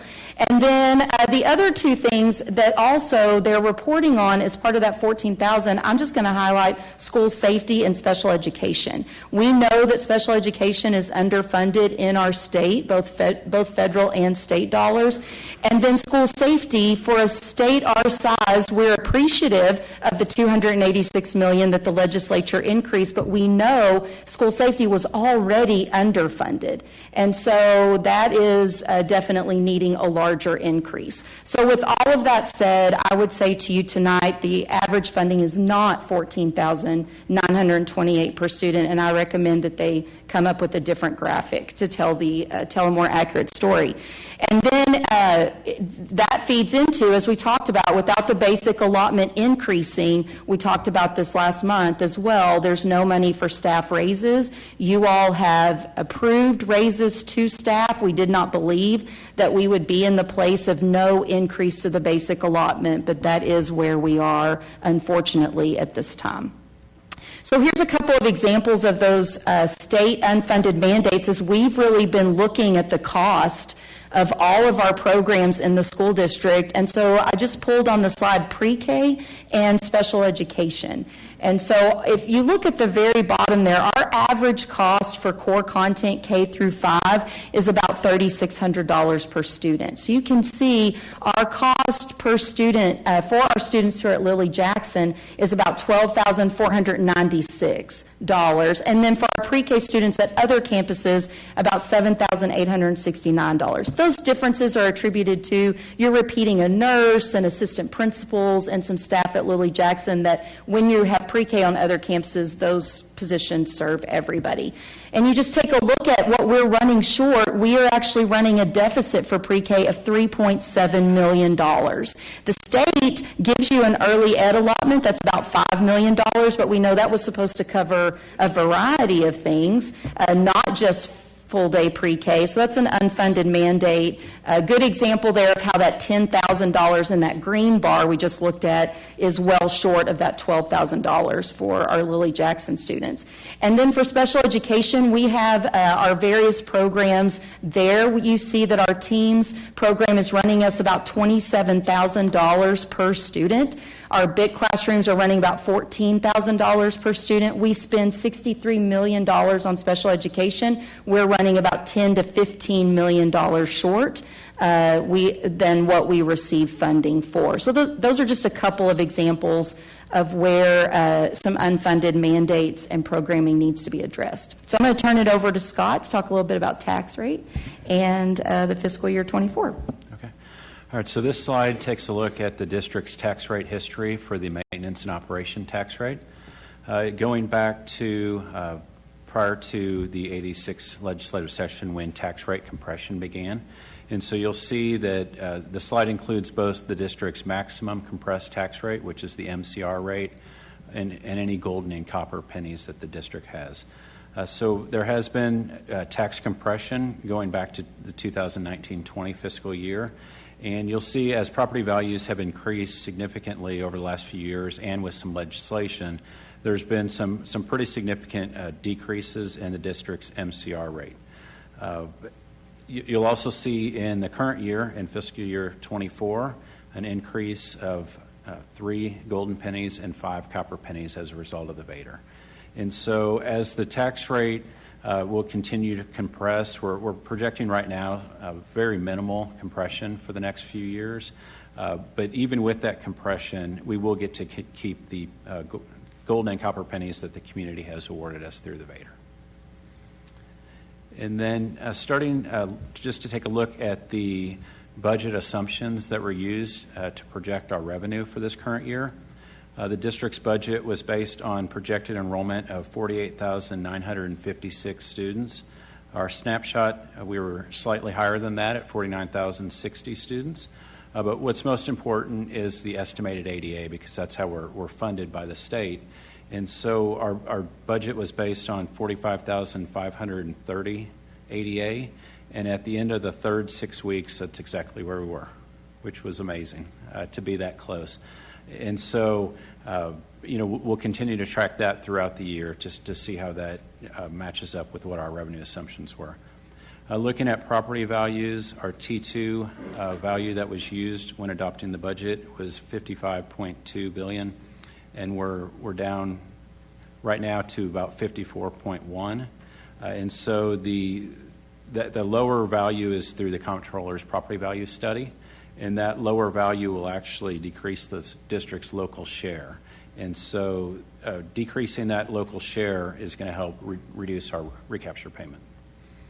And then taking a look at our tax rate, the M&O tax rate, just under 75 cents, and we use 99% collections, and the INS rate of just over 38 cents, and also using 99% collections.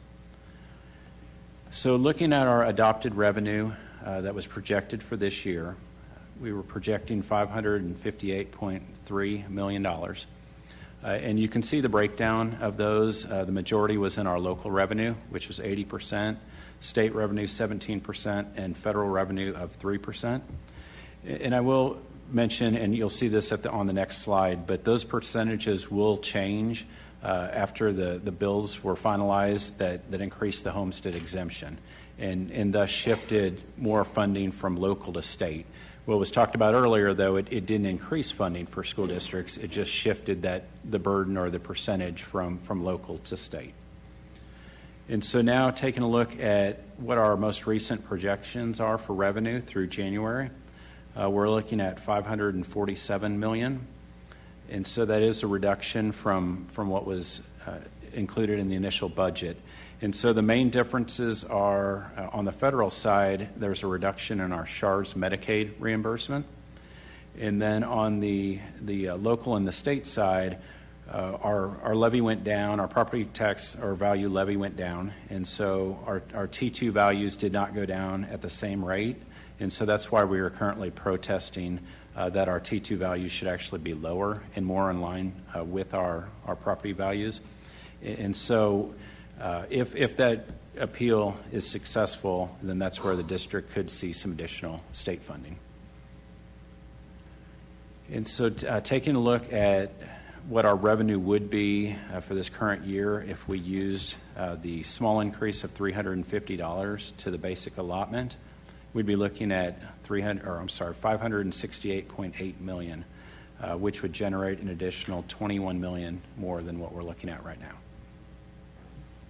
So on the expenditure side, some of the assumptions that were used, the budget included recapture payment of $12.5 million. At the end of the third 6 weeks, we're currently projecting $11.5 million as a result of lower property values. And then on payroll, the budget was $445.5 million. We're tracking slightly below that through the third 6 weeks. So we budget based on a fill rate of 98%. At the end of the third 6 weeks, we were at 96.5%. So we're looking at about $2.2 million of savings right now for payroll. And then on the non-payroll side, we budgeted $115.3 million, and that's at 100%. At the end of January, we're currently projecting $110 million, so about 95% of our expenditures. So that would be non-payroll savings of about $5.3 million. All right, and then you all had a question at the January board meeting, and so I appreciate Melissa and Tim getting an answer to this about how did the retention rate with our stipends approve, how did that look? And so you can see there's the stipends you approved and what our retention rate of those categories of staff were.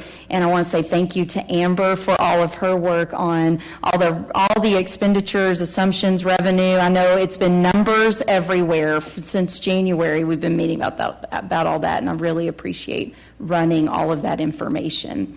This was just a reminder for you from last month about what it would cost to give. Even a 1% raise would cost us $4 million for all employees, $2.7 million for teachers. We're just repeating that information for you to have. And then the recap too, of course, we shared this slide last month. Just a reminder that over the last 4 years, y'all have spent $58.5 million on raises. And when you add in those healthcare contributions, you've spent $71.7 million on healthcare contributions for staff too. So we appreciate the commitment to our staff and wish that the legislature would have supported you all on the decisions that you've made. And that's where we get to the deficit that we have that you saw there right now, about a $17.6 million deficit. So here's just a little bit different look at what we've talked about this evening. Without the Vader, we would have been at $48 million.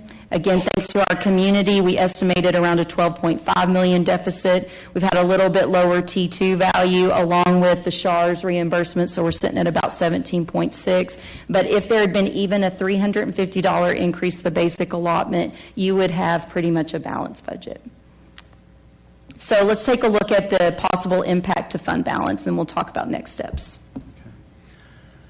All right, so Board Policy CE Local sets a fund balance target of 25% of operating expenditures.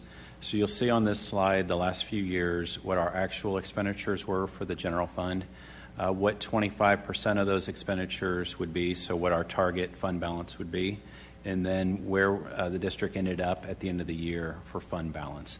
And so for fiscal year 21, you'll see that our fund balance was much higher than at the targeted goal.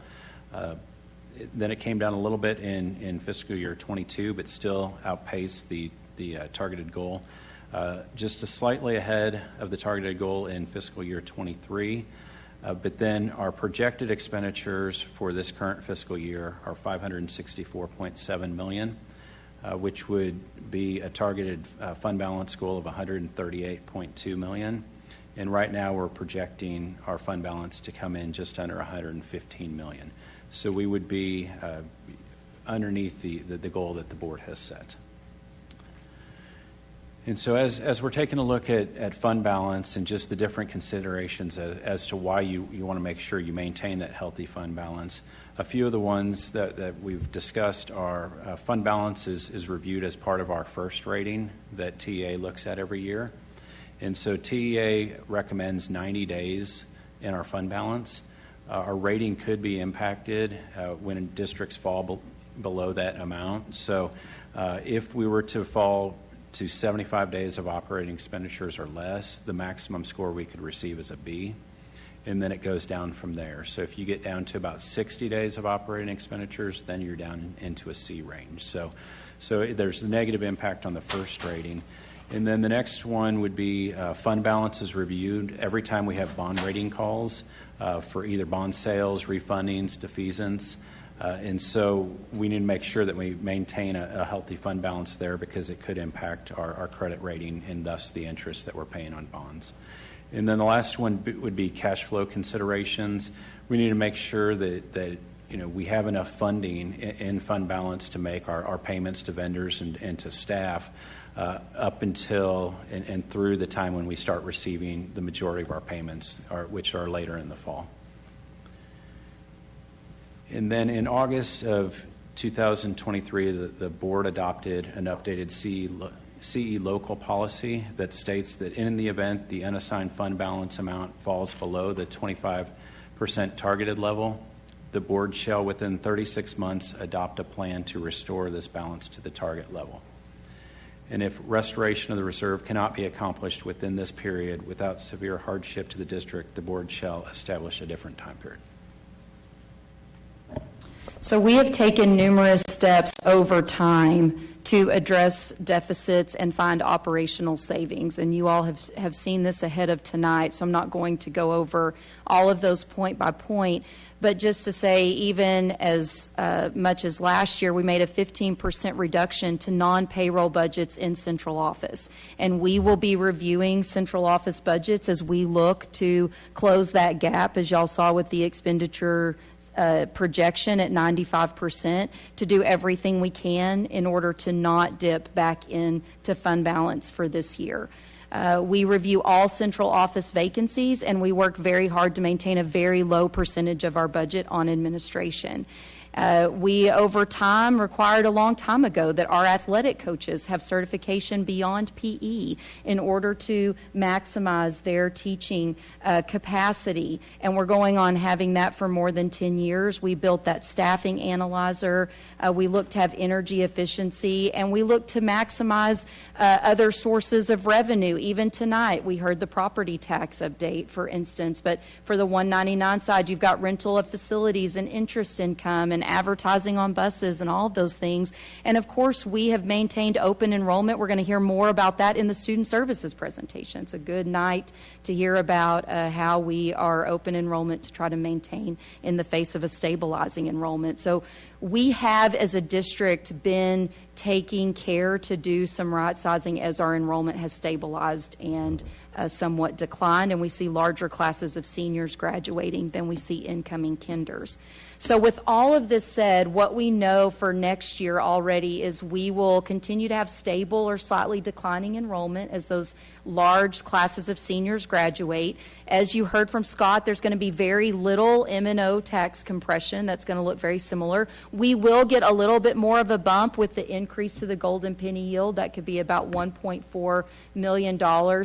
And right now, there's really no indication at this time that the legislature is coming back into session to address the basic allotment.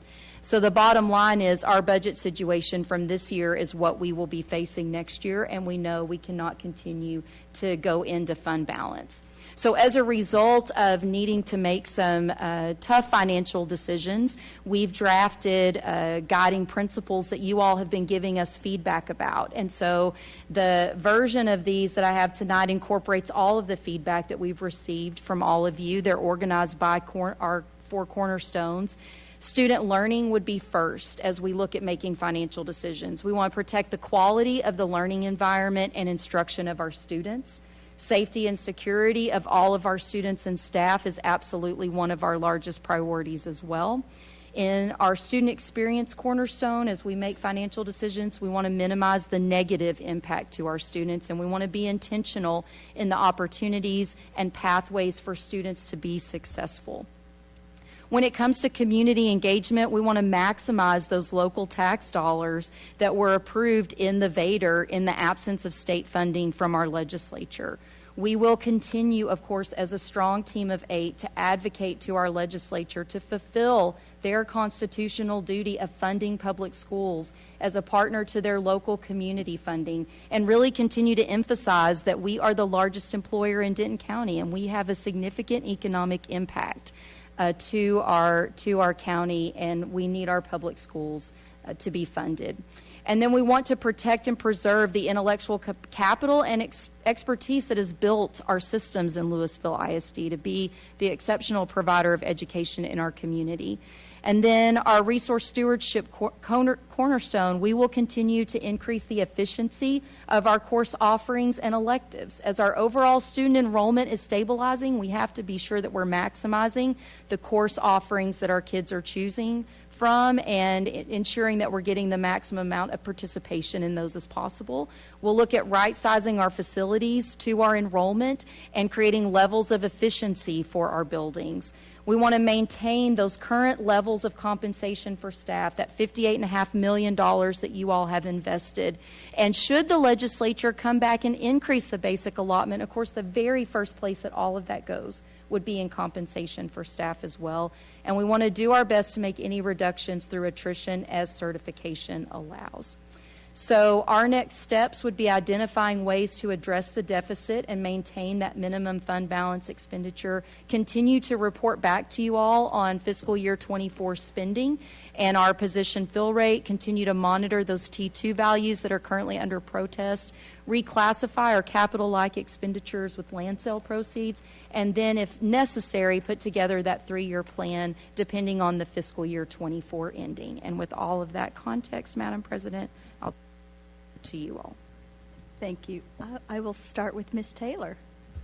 Thank you, Madam President. The first, I don't know if this is a question or a comment, but with the annual report that TEA put out, the issue is that the public is getting this information, that we're being well-funded and we're not. So I feel like we have a duty to counter that message with the correct information. I don't know how we do that, but the public has to understand that we are not getting, what was it, $14,000 a student. With respect to special ed services, I know we had talked about how that's severely underfunded. What are our trends for the students needing special ed services? Are we trending upward with that? Yes, we continue to trend upward in that percentage. And so that's one of the reasons why we really advocated that the legislature would consider increasing the special ed funding weights in order to address, because that's a trend not just specific to Lewisville ISD. That really is a trend I think the majority of districts across the state are seeing. So the end result is that number gets bigger, the deficit related to that area.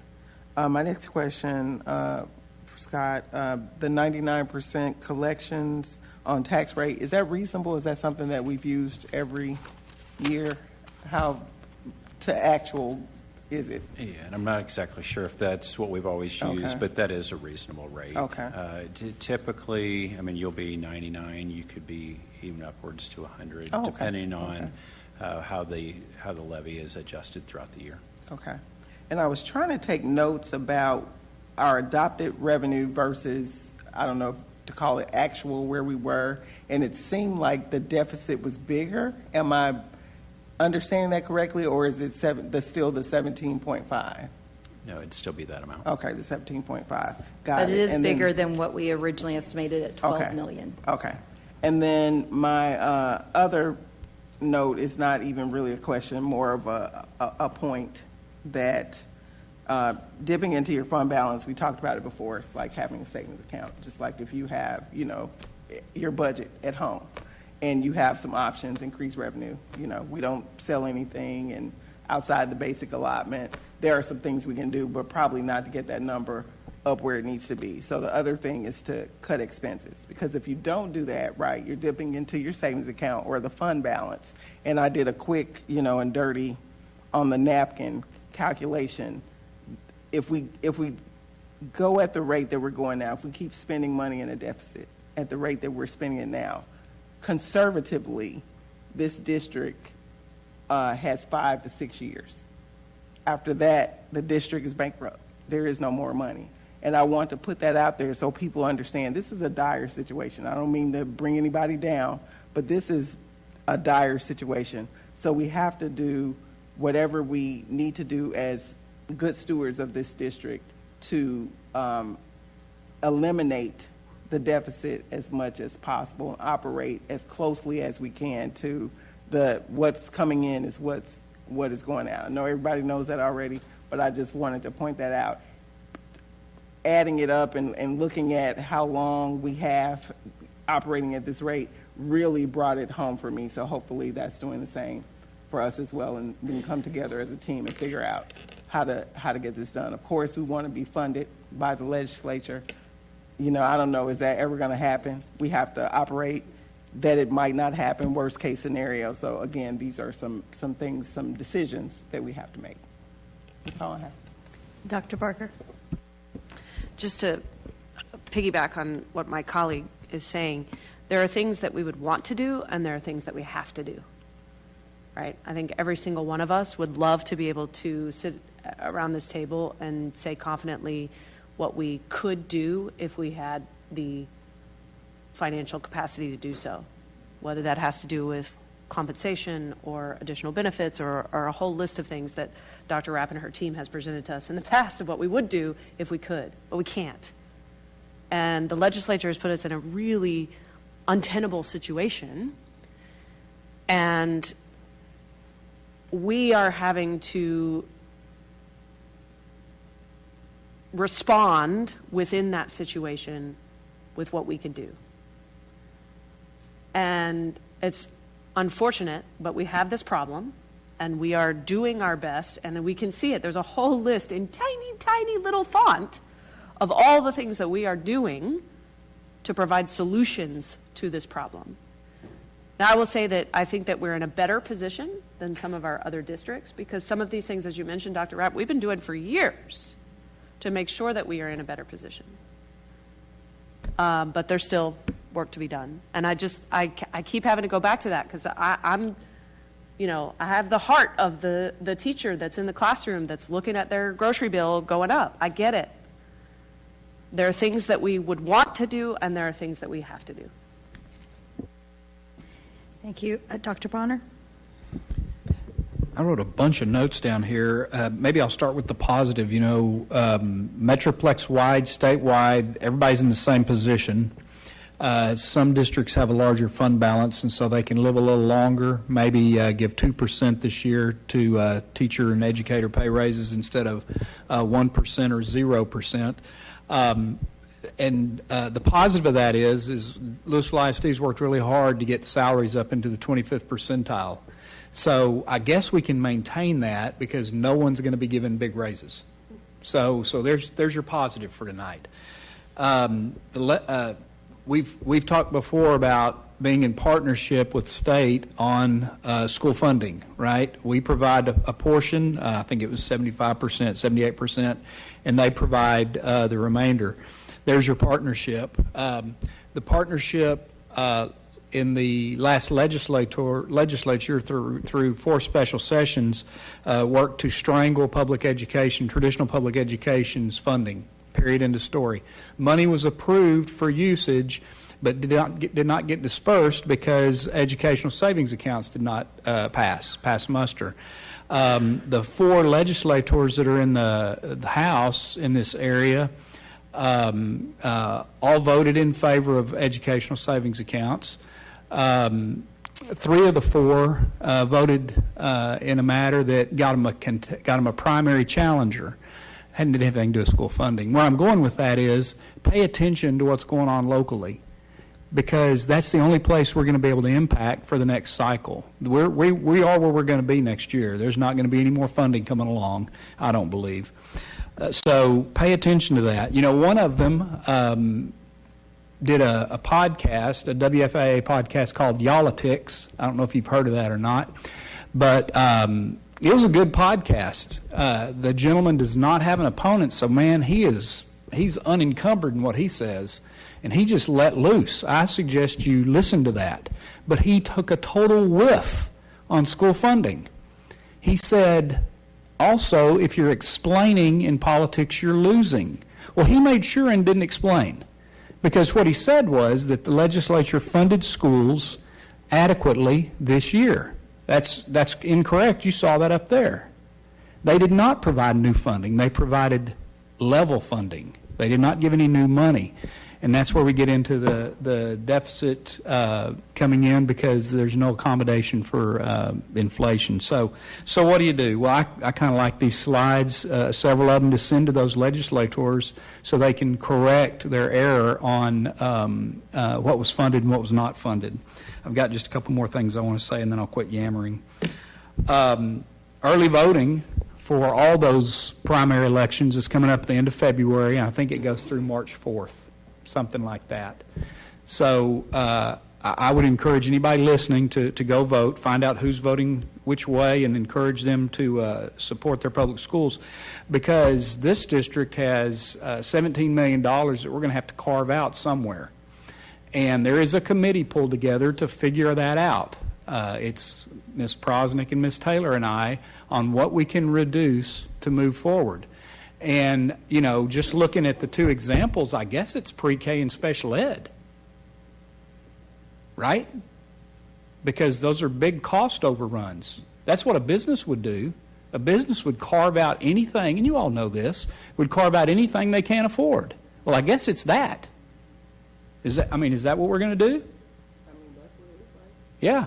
So this is in jest. If you have a special education student or a pre-K student, please don't think we're getting rid of that. But that's where we are, is what programs are we going to cut? So it is a dire situation. And, you know, Tracy Miller said several years ago that, well, gosh, we can't continue to operate this district 7, 8, 10 years out. And he was right. And you're right, too, Ms. Taylor. Thank you. Ms. Lasan? You get to follow that.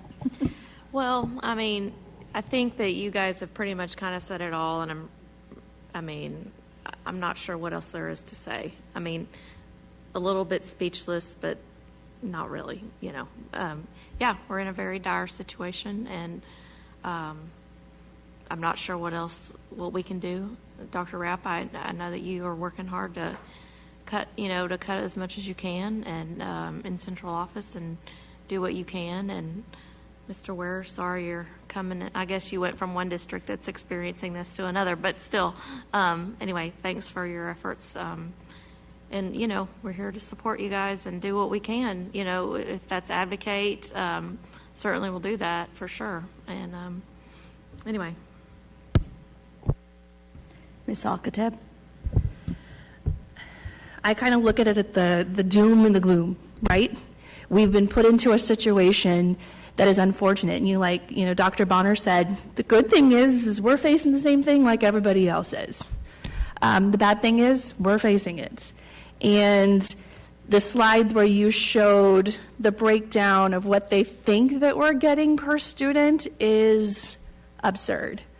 And what saddens me is that's what the perception is out there, that we are receiving $14,928 per student to educate them.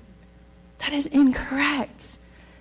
Dr. Rapp did a great breakdown of showing where we actually lie with that. And I think, Ms. Taylor said, we really have to make sure that we're educating the community so that they understand. Because we are in a situation right now where we're having to think of other alternatives, which is so unfortunate.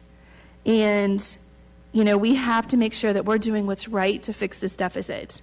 Each of us as board members took that oath. We took that responsibility that we will do whatever we can to advocate for this district, to advocate for our students and our teachers. And so we're being put into a situation because, like Dr. Bonner, I don't think any more funding is coming this year. And what we're seeing is going to continue for next year. And so we're really going to have to think hard of what we're going to do to move forward. And talking to those legislators, they've got to back us. They've got to come out. They created this doom and gloom, and now we're having to pick up the pieces. Ms. Sells? I think I'm tired after 8 years. We've spent 4 of those 8 years putting our prettiest dress on, going down to Austin, and twirling. Twirling so that they would pay attention to what we were saying was true. And the minute they closed the door behind us, I think they thought that they saw Cinderella before the change to a beauty, because they see us as dirty. They don't see our value. They would rather us be sweeping than to acknowledge what we do in this district. And what we do in this district is remarkable. For 8 years, we've done more with less every year. We continue to do more every year. Look at our students. Go into our classrooms. Come to an awards ceremony. Come to the SB Awards. Come to the LEF. Where are they? They're not there. And yet, I will commit to putting on that pretty dress again. If they call session, or even if they don't. And we will all go down and we will twirl again. Because I have the hope that one of these days, that there will be people in Austin that will see our pretty dress and will see our value in public education. And beyond that, I am just sad and tired. And that's all I want to say. Well, definitely going to echo some of the things my colleagues said, but I don't want to get in a doom loop because I think what we offer to what Ms. Sells says is amazing in this district. I think we offer a culture that other districts envy. I think that we have amazing teachers, we have amazing students, and we have a community that supported us in passing of the Vader. We partnered with our community in passing the Vader. And to Dr. Bonner's thing, we're supposed to be partnering with the legislature. I believe if you look at slide 26, which shows everything that we've done far before this year, shows that we have come to that relationship with good faith. We have come willing to partner.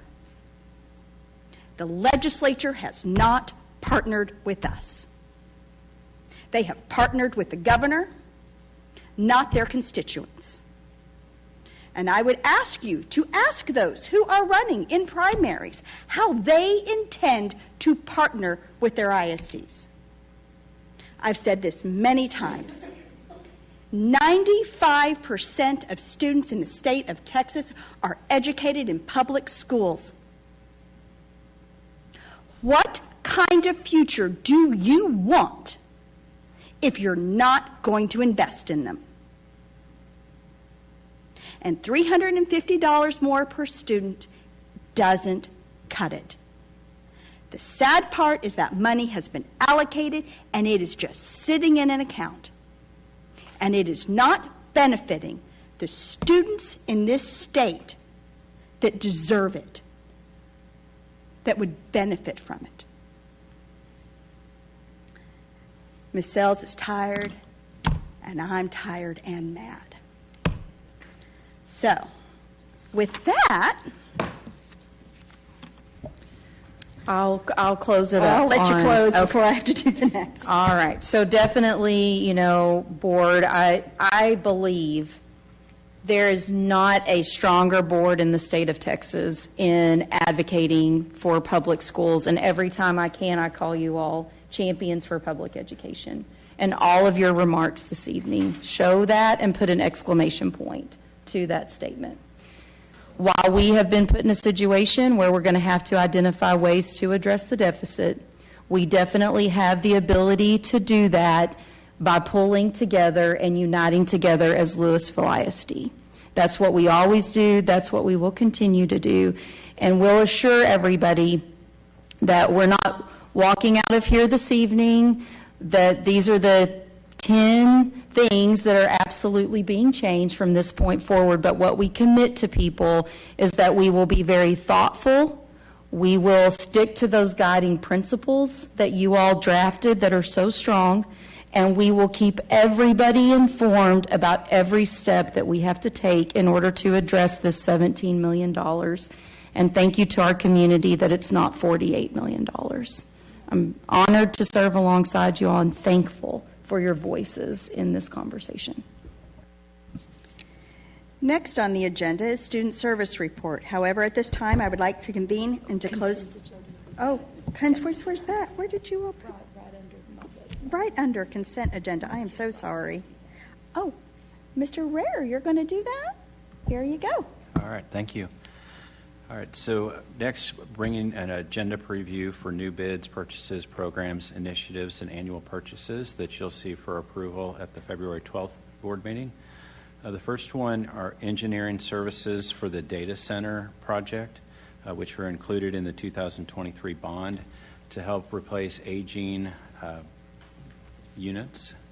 And then the next one would be selecting the competitive seal proposal method, which would allow for the district to seek pricing for firms capable of implementing the products and services needed for the data center project.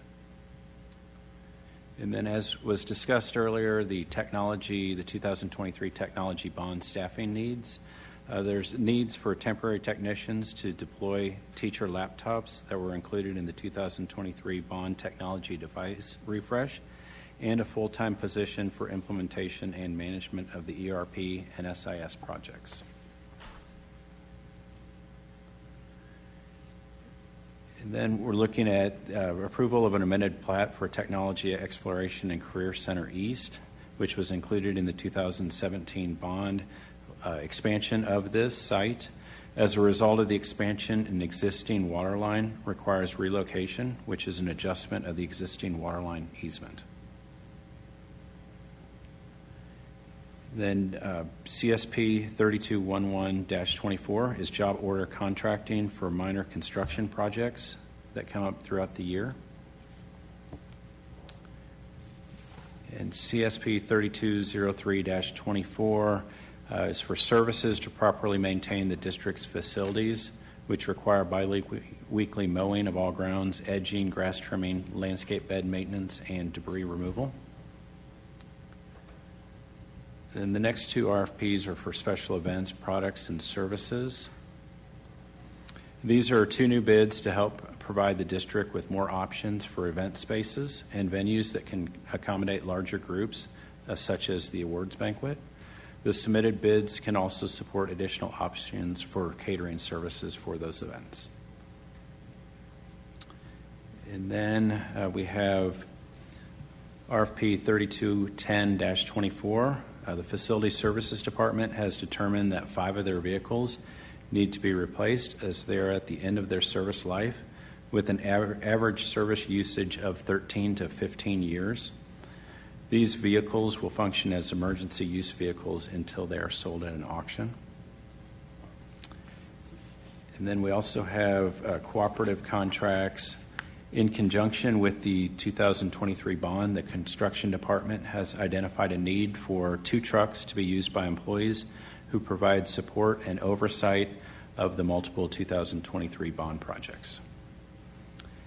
And then under the annual purchases, the first one is a renewal of the email security solution that was approved in February of 2023 to help reinforce the district's email security system. And then the next one is engineering services for bleacher and light pole inspections, which is a renewal of the RFQ that was approved back in February of 2022. And then the last one is an annual maintenance and support services with Tyler Technology Munis software. This is an anticipated final year of the maintenance agreement for our current ERP system. And as I mentioned, those will be brought for approval at the next board meeting. Thank you very much. Next on the agenda is the Student Services Report. However, at this time, I would like to convene into closed session as authorized by Texas Government Code Section 551, specifically 551.071 and 129. The time is 8:23 p.m.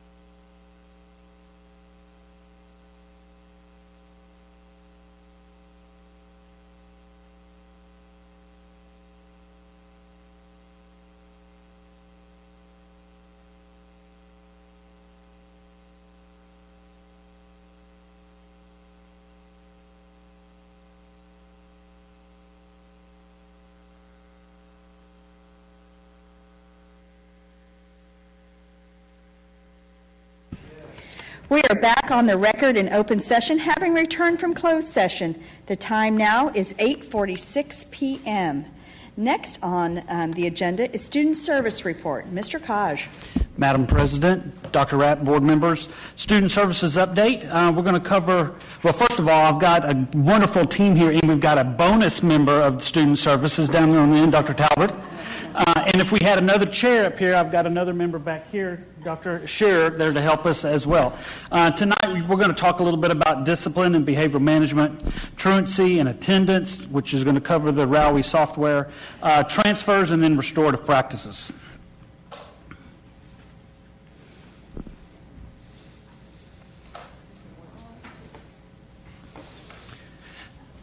So we were here about a year ago when we did an update, and so let's start with those next steps that we left off with last year. Continued, we talked about it last time, continued training and discussion with campus surrounding restorative practices and alternative interventions, and you'll hear from Alexis Miller today about her efforts and what that looks like now. Provide ongoing support and oversight of effective campus behavior management plans. And so we'll talk a little bit about that in Rebecca's portion of that, which then also, number 3 is utilized in there, utilize the district leadership team to continue looking at discipline and intervention practices. And then that's kind of where Dr. Talbot will also slide in to talk a little bit about some special ed side of the business there. And then continuing training, utilizing EduGen's discipline data with campus administration in conjunction with the school chiefs. Many of the campuses have behavioral objectives in their campus improvement plans, also on their long-range plans, goals as well. And so helping them with that data is crucial as they start to hit those goals. So before I move on to the next slides, just to touch a little bit after Mr. Kosh, we are working with our district discipline leadership team. What a great group of administrators from around the district. We also have special ed staff, counseling staff. Alexis is on our team.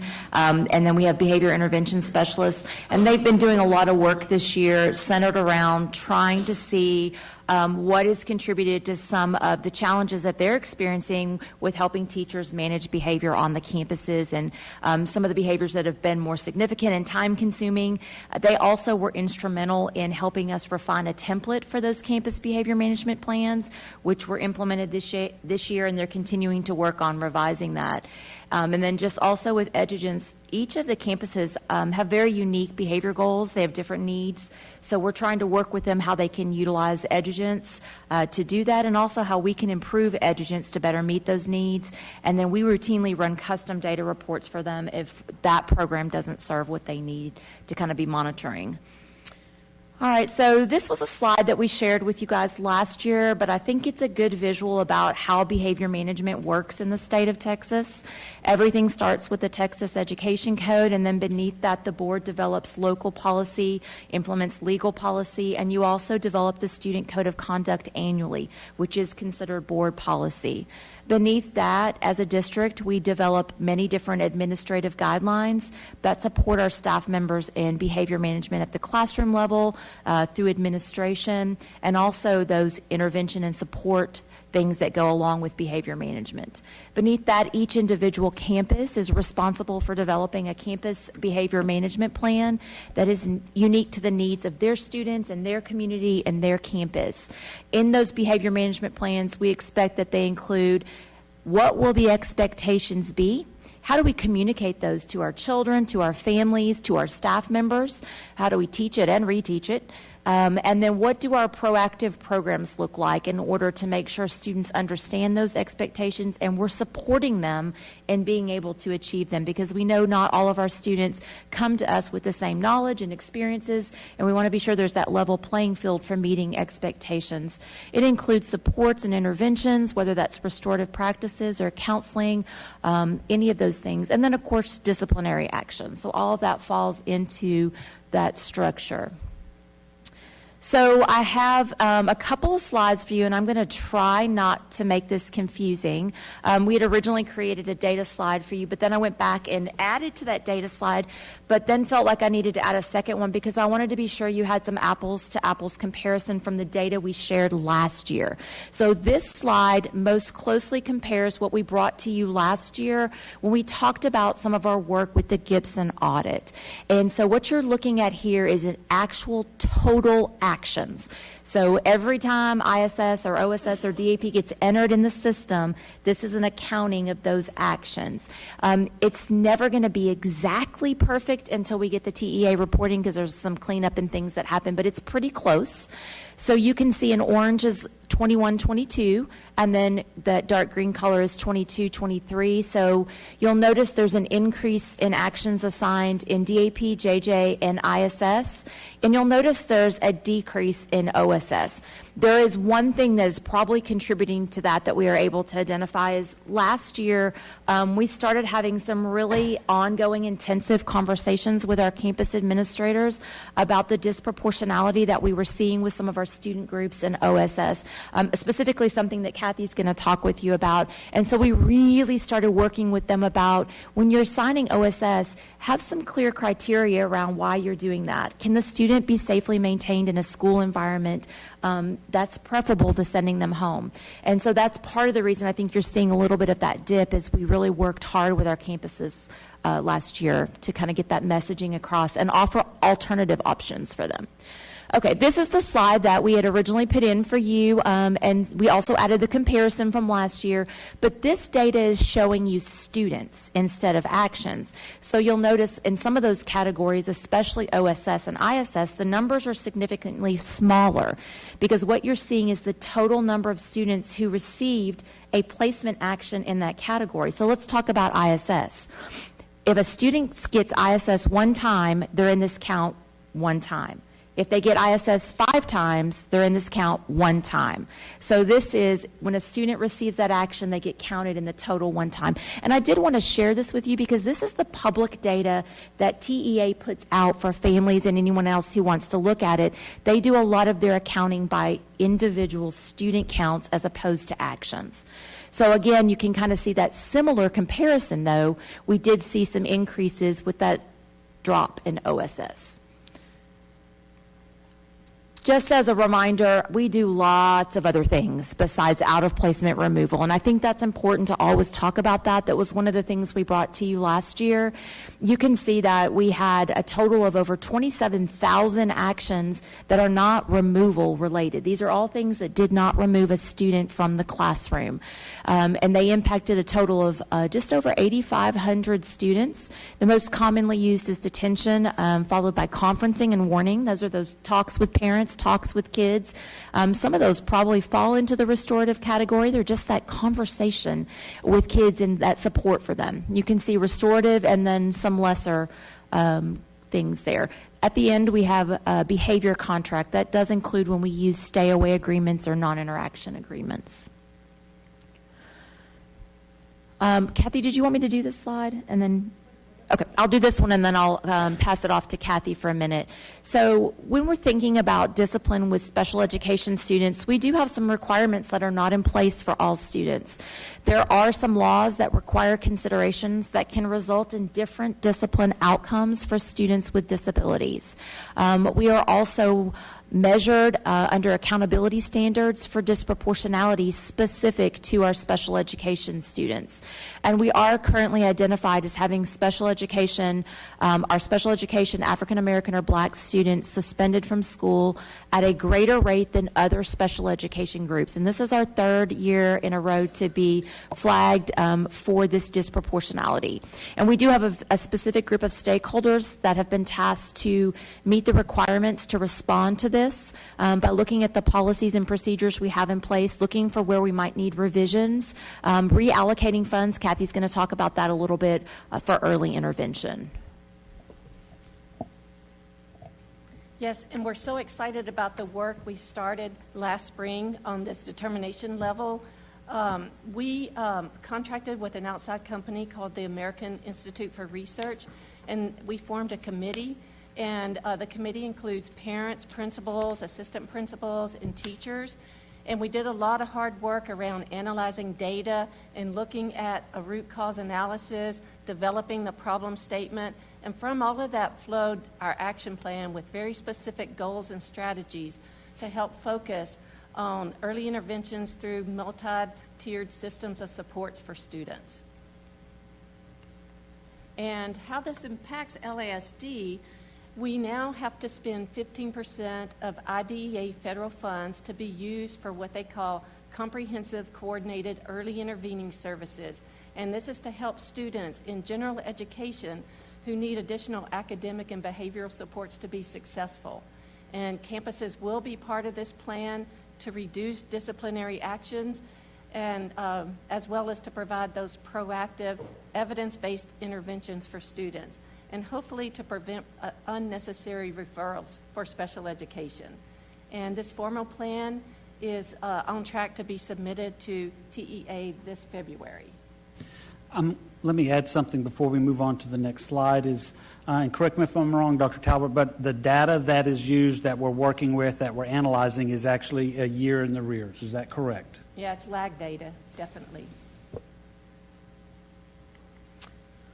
All right, so just kind of summarizing this section on behavior management, and some of these were points that we made last year, but we continue to put them out there because they're so important. They really are foundational to how we operate with behavior management. We do believe that behavior management will include both non-disciplinary intervention support and discipline as appropriate per policy and per the needs of students. Behavior does sometimes require removal. And if removal from the classroom is necessary, we have to be intentional about how we make sure that students' learning needs are still met. Inappropriate behavior should always be seen as an opportunity to teach and learn. Behavior is like everything else we do in school, reading, writing, math. There is some understanding, there's gaps, there's things that the students need, and we think that both teachers and administrators play an equally important role in this. This doesn't just belong to administrators who administer discipline. And then, finally, safe and disruption-free learning spaces are a priority, and that will continue to govern what we do with behavior management. And I'm going to transition to Alexis here because there's this strong connection between the work that we do with behavior management and how restorative practices is a part of that. And Alexis has stepped into the leadership role with this work. All right, so it has really been a joy to be a part of the Student Services team, so thank you all for welcoming me on board. So we know that the correlation between students feeling connected in classrooms, we understand the correlation between students feeling connected and positive learning experiences. And speaking of the balance that Mrs. Clark just shared, for the context of this presentation that I have for you briefly, I'll focus more on the implementation of restorative practices since they are connected to student discipline and addresses our efforts to provide tools for interventions as appropriate. So restorative thinking is really grounded on the belief that building positive relationships must come first. And we understand that when students feel connected in their classroom spaces, and even school and the whole school environment for context, they're less likely to engage in inappropriate and disruptive behaviors. We've been on this journey for about 6 years, demonstrating how restorative practices are powerful tools for building relationships and creating inclusive and safe communities for learners.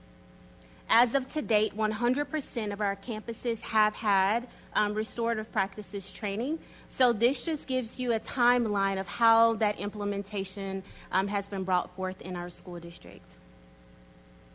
So out of those that are required to complete the initial training for restorative practices, 92% of the certified teachers and administrators, and that list is not exhaustive. There are more that have to complete this type of training. Those that were called to do so, 92% of them have completed the training. 8% have not due to hiring or rehiring throughout the school year. I just want to thank Professional Learning for being a partner with me in this process as I identify those teachers who still need to complete the training. So what you see on the screen here, at the beginning, August of 2023, there was a poll survey that was administered to everyone in our school district. I intentionally wanted to ask about the intentional use of restorative practices and its relationship to positive relationships with students. And we, thank you, Dr. Fitzhugh, for working with me in designing this metric. We wanted this question to be for those that are in classroom spaces, those that are on campuses, even your counselors. We really wanted to capture the perception of restorative practices on classrooms. So what you see in blue, that would be the percentage that agree to that statement above. Orange, those that disagree, and gray, not sure.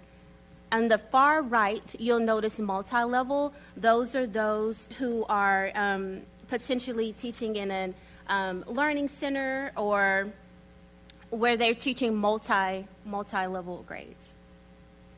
And this survey, about a little bit over 3,000 completed this. So restorative practices is utilized or listed as a strategy for many things, or several things, I shouldn't say many, but several things in our long-range goal. Our student experience long-range goal states that create safe and engaging environments where students experience a sense of belonging and well-being and are challenged by learning opportunities inside and outside of the classroom. Year 1 strategy 2.2 and year 1 strategy 2.5 really speak to restorative practices.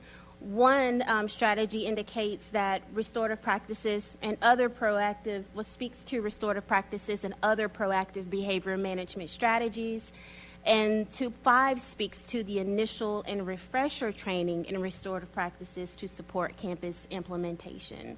So I just wanted to let you all know that restorative practices is listed as a strategy to help meet our key measure.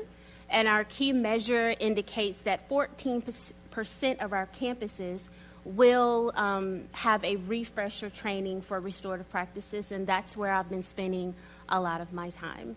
100%, again, have had initial training, so now we're in the implementation process, or that step where campuses are undergoing refresher training.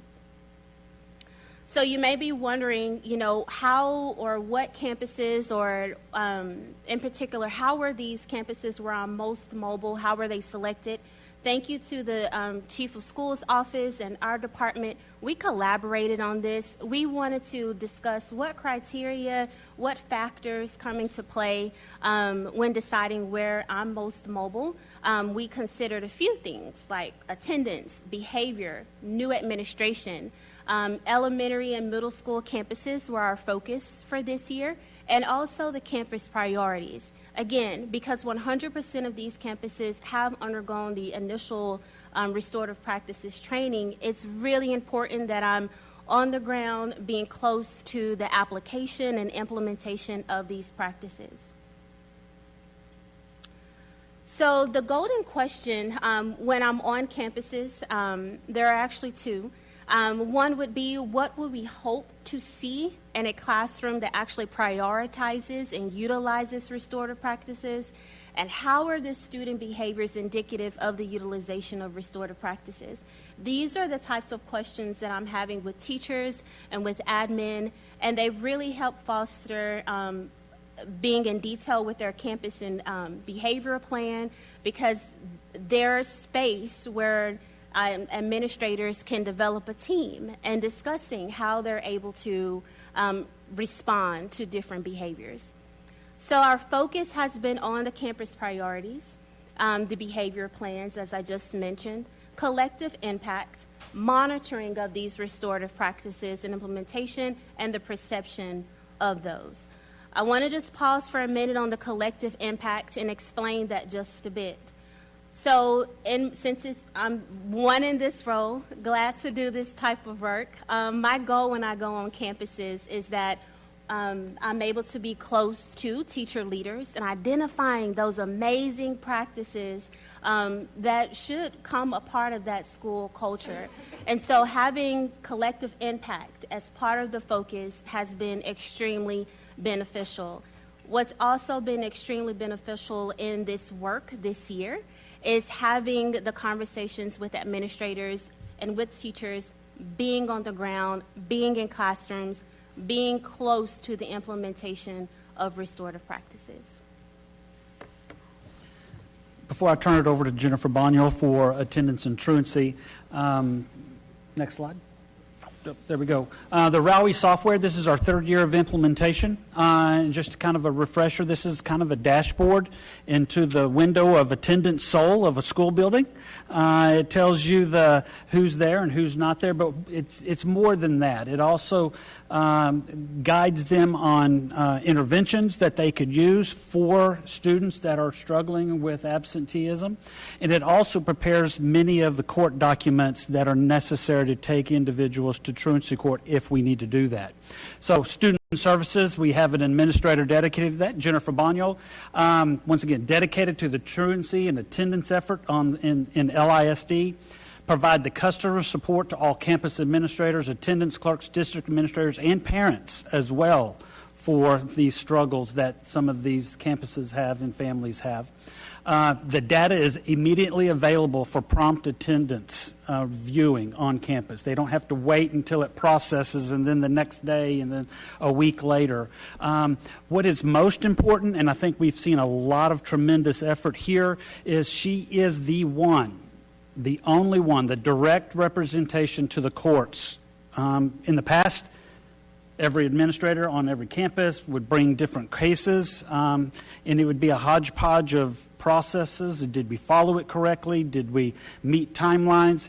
That is all funneled through Jennifer Boniel. She takes care of that. She is the one that delivers the pre-court paperwork, making sure that it is accurate and intact, and then she is the one that presents all truancy cases to the court. So with that, I'm going to turn it over to Jennifer. I just wanted to add one more thing to Jennifer's accolades here. One of the things that's so important about changing perceptions about attendance is those ongoing conversations. And there is a fabulous partnership between our office and the campus administrators and helping them understand how important these conversations are. But I can't tell you how many conversations Jennifer has herself with parents. So there's a lot of work being done here to really change perceptions among some of our families that don't think school is important, regular attendance at school. And I think that's where some of this really critical work is coming in. Thank you, Rebecca. Mr. Kosh. Good evening. Displayed is our attendance data for the last 3 school years and also our current attendance data. Mr. Kosh mentioned it. Our attendance software is valuable to us. It provides the dashboard for our attendance clerks and our campus administrators to use to be able to implement truancy prevention measures. It puts it right in front of them. Our attendance clerks are valuable members of our when schools call, those are the first people that parents speak to. So I have several conversations with them and collaborate with them often in regards to truancy prevention. It also provides us to be able to track our progress towards our long-range goals. So our long-range goals for this year, our truancy target rate is 4%, and our attendance target rate this year is 95%. Now, if you see over the last 3 years, our truancy rate has declined and our attendance rate has increased. Now, we are excited for our success, but we also realize that there is room for growth in different areas within our district. Currently, our truancy rate is at 1.9% for the middle of the year, and then our attendance rate is at 95.3%. This is truly due part to our truancy software, and then also the collaborations between our attendance clerks and campus administrations and also district-level administrations together. The collaboration is invaluable as we continue to educate our parents and our students on the importance of daily attendance in school. Just a couple of other things to share with you in regards to truancy court. Truancy court is something we do at very last measure with our families. If we have exhausted all avenues, then that is our next step. I do value our relationships with the courts. I feel like when we do go to court, we have the students and the family's best interest in mind, and whatever obstacles are presented for them, that we come to a solution for them to be able to attend school. An increasing number of students who've appeared in truancy court have met the compliance of the courts and also the expectations of LISD attendance policy. An increasing number of students who were significantly at risk for dropping out, their attendance has improved and they're back on track to graduate this school year. And that's due to just a whole effort of campus administration, counselors collaborating together and meeting with families. I wanted to add one quick thing about what Jen said about the partnership with the court. When we first started trying to really bring attention to truancy, I guess that was 2021, we first started using the Rawi software. It was me, among everything else we were doing, and we had 4 courts. And it was very, very difficult. And I went to the courts and asked if they would let us consolidate. And so Judge Curbo in Lewisville has the privilege of hearing all of our truancy cases. And that has been fabulous because it's allowed us to have consistency in our practices and really be able to better support our families. So that partnership with the court, I mean, that's a lot on Judge Curbo's plate to have all of our cases. So we appreciate that partnership as well. Absolutely. So just wanted to add this. So chronic absenteeism nationally has doubled since the pandemic. Many school districts in Texas struggle just to have their attendance rate in the 90%. Chronic absenteeism, the national average for chronic absenteeism has increased by 14% since 2018. LISD, we've increased 4%, which is well below the national average due to, in part, of our intentional efforts and the commitment of resources to attendance and truancy, which we are extremely thankful for.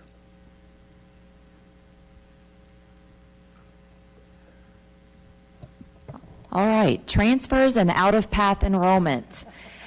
I like to use the term out-of-path enrollment because we have a lot of kids that are attending a school of choice, but we also have students who attend out of their path because they're placed in a program. So most of what I'll talk about today is general transfers, but I did want to touch on that through special ed ARD placement, language services placement, and pre-K placement, we do see students who are attending outside their zone. Those programs perhaps aren't available at their zoned campus. And then on the school of choice side, we have our general transfer process, and we have program of choice, STEM, collegiate, world languages. Both of these have to meet board policy criteria for transfers, and then, of course, through program of choice, many of those require application. So I thought this was kind of interesting, did a little digging, much of which I remember and some of which I've lived, but just kind of on a transfer history, if you go back far enough, you'll find that we used to not offer any transfers to out-of-district students at all. You lived in our district or you didn't go to school here. And then we started allowing out-of-district transfers for the children of our professional employees. So only teachers, counselors, and administrators, or others with a professional credentials. So your paraprofessionals, your clerical staff, some of your other employees didn't have that opportunity. There was only generalized criteria like don't get in trouble, have good grades, come to school. You know, there was no numbers to the criteria.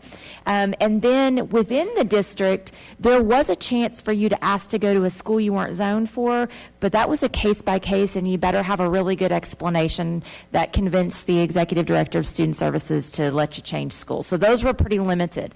Then we started to transition into looking at expanding out-of-district transfers to kind of balance the playing field and create a situation that was equitable for all of our employees, no matter their role in our district, as well as our contracted services employees, custodial buses, cafeteria services. And we started to tighten up that criteria, looking at more specific qualifications. And then we opened that up even further to allow some in-district school of choice. And parents within our district can now start to apply to a school outside their zone. Again, we continued to tighten up that criteria. You had to have 95% attendance. There were some other specifics. And we would only approve the transfer for that campus. So if you received a kindergarten transfer, it was only good through 5th grade at that campus. And then come middle school, you had to apply again for a transfer in middle school and then high school. And then we transitioned again. Around 2017, 2018, we looked at opening up to all out-of-district transfers, not just our employees. And the first initial policy on this stated that they could not have attended in a contiguous district in the previous year. So we're being really nice with our neighbors. So if you'd gone to school in Frisco, you weren't eligible for that next year to apply with us. So we had that in place for a while, and then we opened it further and said, as long as you meet criteria, we don't care where you attended last year, you're welcome to apply. And then the most recent change that we made was to establish feeder pattern transfers, where in-district students, when they apply for a transfer and they get approved, we actually repath them. And they now are in the feeder path all the way through graduation. So, for example, a student who is supposed to go to, let's say they're supposed to go to Mill Street, but they want to go to McAuliffe. So they apply to McAuliffe, and they are repathed to McAuliffe, Briar Hill, Marcus. And they don't have to apply again. Their transfer could be revoked if they don't meet criteria, but it's a one and done for our in-district kids. And out-of-district still has to apply every year. So that's just a brief history of transfers in LISD. Couple of fast facts for you. Our current transfer criteria in board policy is that you have to have 90% or better attendance, which is the threshold to not be chronically absent, 8 or fewer unexcused absences, 10 or fewer late arrivals, 2 or fewer office referrals, and no placement at DAP or JJ, passing all your classes. And I'm not sure why that says passing all your classes again. It must be really important. It should say space. And so this is something that we look at 1 year's records. So we always look at a full year of records when we're approving them. And then right now we have 9,017 students in LISD out of PATH. 82% of those are for general transfers or school of choice. They're not program placements. And out of the total out of PATH students, 1,275 of them do not reside in Lewisville ISD. All right, so just a few takeaways with transfers that I think are important. We have really started to see, these are actually just takeaways from our whole thing. We really started to see that student misbehavior has been one of the most significant challenges post-COVID. The data shows some increases, but I don't think it tells the whole story. There's some big behaviors that are coming from big disruptions in people's lives, and we're seeing that. The support that our campuses need in discipline and behavior management has to continuously be evaluated. We're looking at it all the time. It's a moving target, and we need to continue to work to support what our kids need and what our staff needs. We will continue to work on our plan to address disproportionality. Kathy spoke specifically to what we're looking at with special education students, but we have disproportionality in other places that we continue to talk about and continue to work on, and making sure that we're compliant with state and federal laws regarding discipline. Our practices to increase student attendance and reduce truancy have really made a significant difference for the district. I think this work really matters, not just for enrollment and attendance and money, but because we've got to stop kids from losing that learning opportunity when they don't come to school. And then transfers have provided a way for us to look at options for declining and static enrollment by adding out-of-district students, and also allowing our in-district parents school of choice opportunities. I will add that all the work that these individuals do, we're constantly trying to lighten the load of the campus, the attendance clerks, the assistant principals, and you see that with Jennifer taking all the court cases to court versus allowing that to happen per campus. And then giving that almost 24-hour, 7 days a week support and guidance to the administration on all discipline items. They can call us, text us, email us, send snail mail to us, drop by the office, but we're here for them to help sort through all of the ups and downs of student services.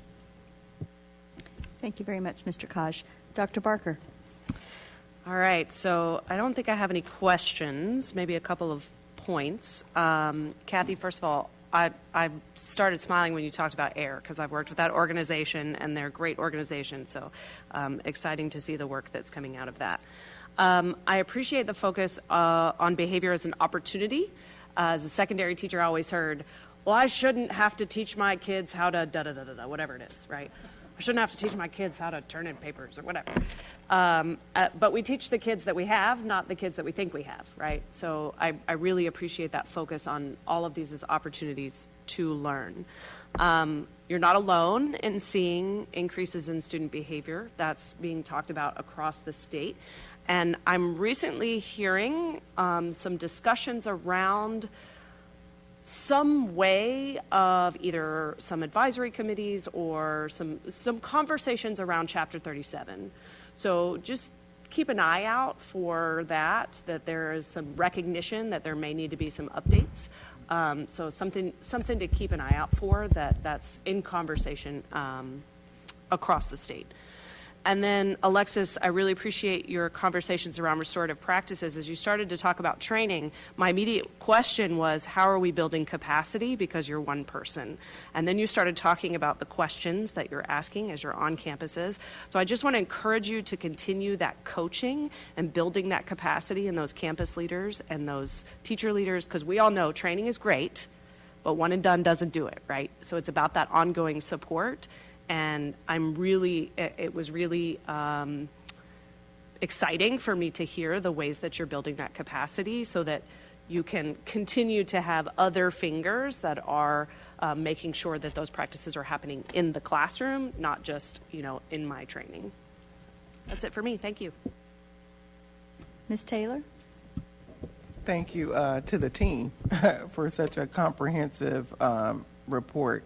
I had a question on the disproportionality in discipline. You talked about a plan that was going to be submitted to the TEA this month, and I was wondering if that plan, if it had been shared with the board or if it would be shared with the board. I also had I'm sorry. Yeah, yes, absolutely. Okay. One of the things we want to do is keep you all informed, and so they'll give us that plan. It will probably be provided in like weekly update format. Okay. Sounds good. And then my other question was, it was mentioned that this is year 3 of, having the disproportionality of discipline across the African American student group. What is the effect of that other than having to come up with a plan? Like, do we get dinged at some point? What's the effect, I guess, long-term effect if those numbers are not mitigated?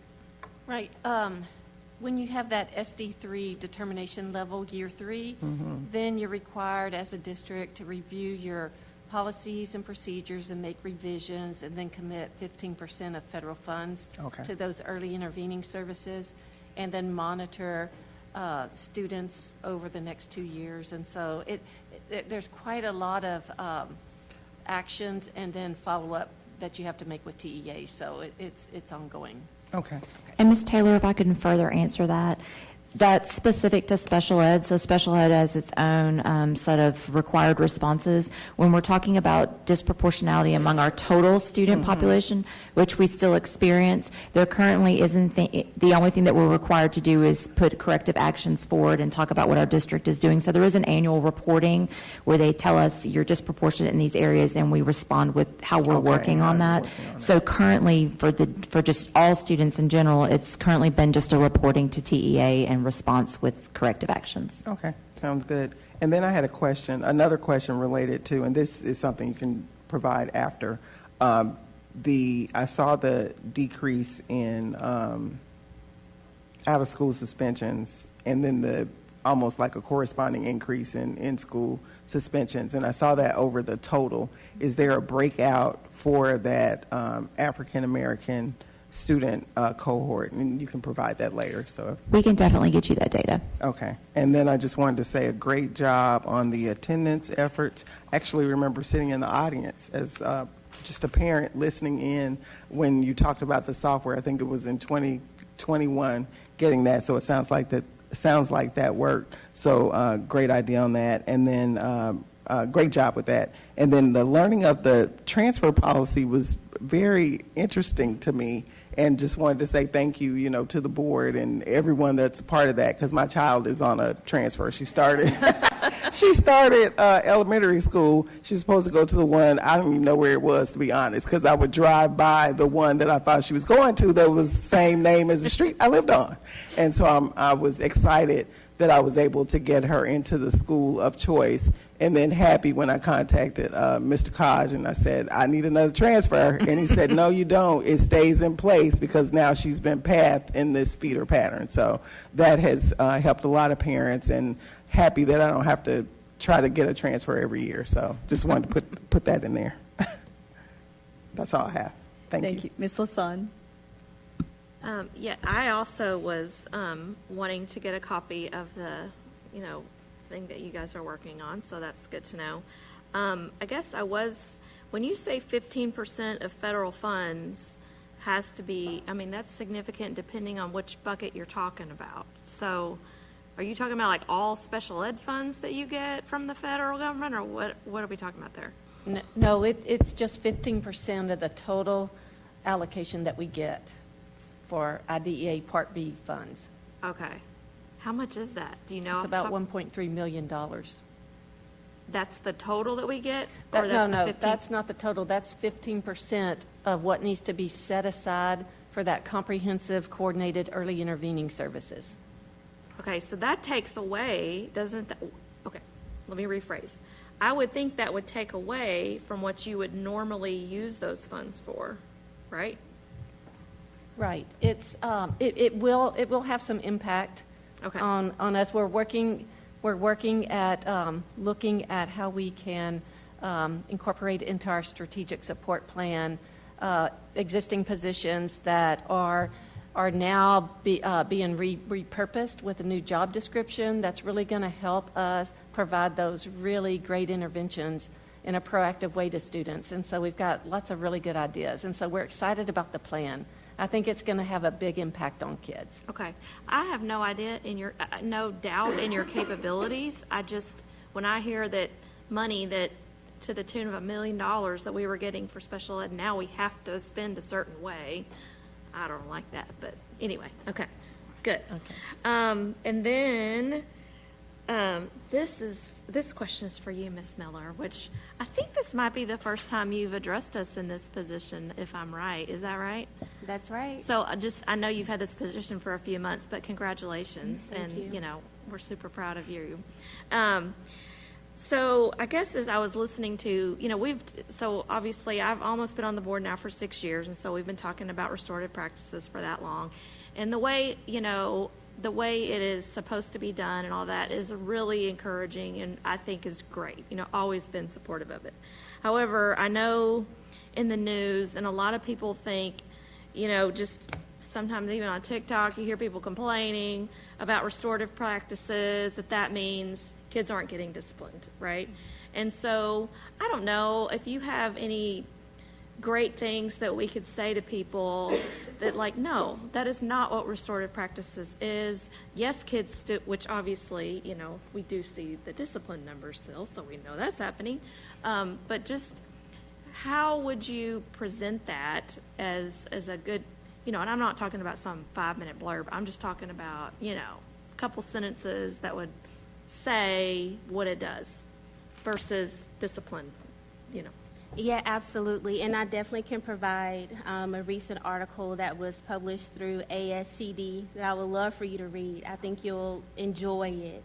It definitely was a refresher amongst our team as well. But if I had to answer that in just 2 sentences, I would say that restorative practices is rooted in accountability. It's rooted in relationship building, and it's not just a this or that in terms of traditional discipline. They are tools to be utilized. And my goal is to help dismantle some of those misconceptions that it's just this one thing that can address many factors when they are in fact tools. When you're going into classrooms and you're able to see the evidence of these tools being utilized, oftentimes you can go into a classroom, you may not see a restorative circle, you may not see a discussion on a treatment agreement in that time frame and that window while you're there. But there are some phenomenal practices that are evident in classroom spaces that lets you know that there's something great that's going on beyond that moment and after that moment, such as cooperative spaces, small group learning, peer-to-peer, speaking respectfully to one another, speaking to the teacher and one another. That's what you would see. That's the evidence of restorative practices. Thank you. That's fantastic. And I'm sure all of us would love to see that article. So, yeah. Ms. Sells? Yeah, I have a couple of things. First, when y'all started talking, I just noted on my paper, good kids make poor choices sometimes. And it doesn't define them, and it doesn't always put them on a certain path into their future. And I think that that's what we're called here to do, and that's part of the education process. And I applaud your efforts in this just across the board. It was a great presentation, and I feel like I've learned even so much, even continuing through the year, just from this presentation tonight, and happy to have you around the table. I was wondering if there would be a possibility for those of us on the board, even if we had to come here to the admin center, to maybe take the Canvas course and look at the refresher course that you're offering. I would be very interested in how that is being, how that comes across. It would really increase my education on what we're asking those to do in the classroom and that restorative practice. And I think that it would benefit me greatly in expressing, like Ms. Lasan said, when people say out in the community, well, kids aren't disciplined, and so I just would love to have a thought on that and say, hey, I've done this. This is what we're doing, Definitely. We've got you down. We've got you scheduled, and we'll grade you. We'll have you. I had the luxury. I had the luxury of following her around to that 14% of those additional campuses we went to. And we went to one campus, and she talked to the administration, and I said, oh, that was great. And then we went to another campus, and it was completely different. An hour apart from what she was talking and teaching that one campus. So it was so specific to what that campus needs, wants, the ability level, the newness of the administration staff. So when we're talking about the refresher, it's one thing, but then that follow-up is just tremendous, that it is so detailed to that campus needs. Great. I love that. I love that. Interested in the plan. Does TEA ever give any feedback on those plans? On the refresher Like, or do you just turn it in and they say you check the box, and either anybody who's done the... I think it's Kathy. She's talking. I think Kathy, yeah. Kathy, sorry, Alex. So this is the first time we've ever had to submit this strategic support plan for that SD3 for the determination level we received for that significant disproportionality. So once we submit the plan, I'm sure TEA will be in communication with us to have us submit evidence of actions on the plan and things like that. That's typically, what they do, for corrective action. And then we'll be judged every year moving forward, correct? How long will we have to be on that plan again? So as soon as our risk ratio goes below 2.5, then we will be off the plan. But and so for last year it was 2.8, and so each year TEA measures the risk ratio, and hopefully at some point we'll get off that list. And then we're confident we will. That eliminates that 15%. Yes, correct. Yes, that's why we're working closely with student services and all the restorative practices. I mean, it's going to take a team to really look at. That's on your results-driven accountability. Yes. The RDA. And so that just reemphasizes, too, you've got multiple accountability systems in the state of Texas. Right. For special ed, it's results-driven accountability. There's 98 indicators that they look for compliance, and so this was one indicator that had that determination level. And because our data is in the rears, we're not really seeing the fruits of our labor that we've already put our mind to, things that we're adjusting on campuses, getting feedback from our discipline committees. So we're not seeing that right now. We're only dealing with what was several years ago. So. Okay, perfect. And then I appreciate the numbers from moving from out-of-school suspension to in-school suspension, because I believe that learning still can happen in in-school suspension. And that out-of-school suspension, I would love to see those numbers just really plummet, because I believe that we have a population that is OSS that nothing's done, and they come back to school and they've regressed. not move forward at all, even if things were sent home and stuff. And so thank you for those efforts. I really do appreciate that. And to Dr. Bonner's partnership speech prior, isn't this a great example of how we have partnered with an elected official and who not only has made our children better, but our district better through our processes? It's been a better, efficient, effective process for us all, and it's better for our kids. We're showing that evidence in those numbers. And we should throw in that he is also a product of LISD. Yeah, and he's a product of Judge Curbo LISD, is. and so we need to really give him kudos because it is a partnership. He didn't have to take that on. He could have left it the way it was, and so I appreciate that, Judge Curbo.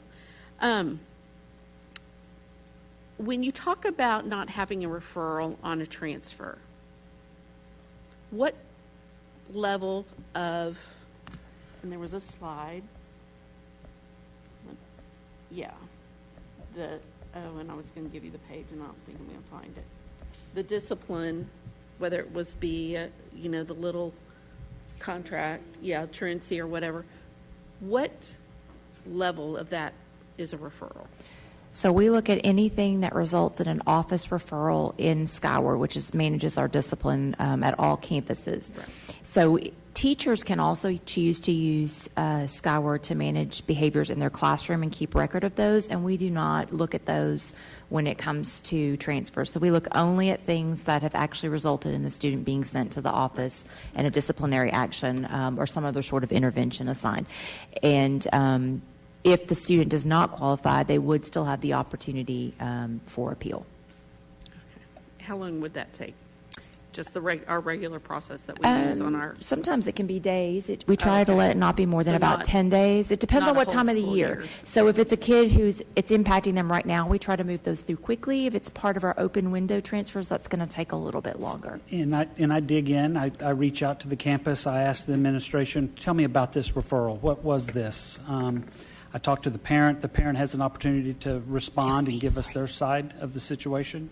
So, it's not just by the book and here's a checklist and, oops, sorry, you missed it. So that appeal process does allow for some dialogue with the home campus about those referrals. I just want to make sure that they're aware that attending LISD is a privilege. It is.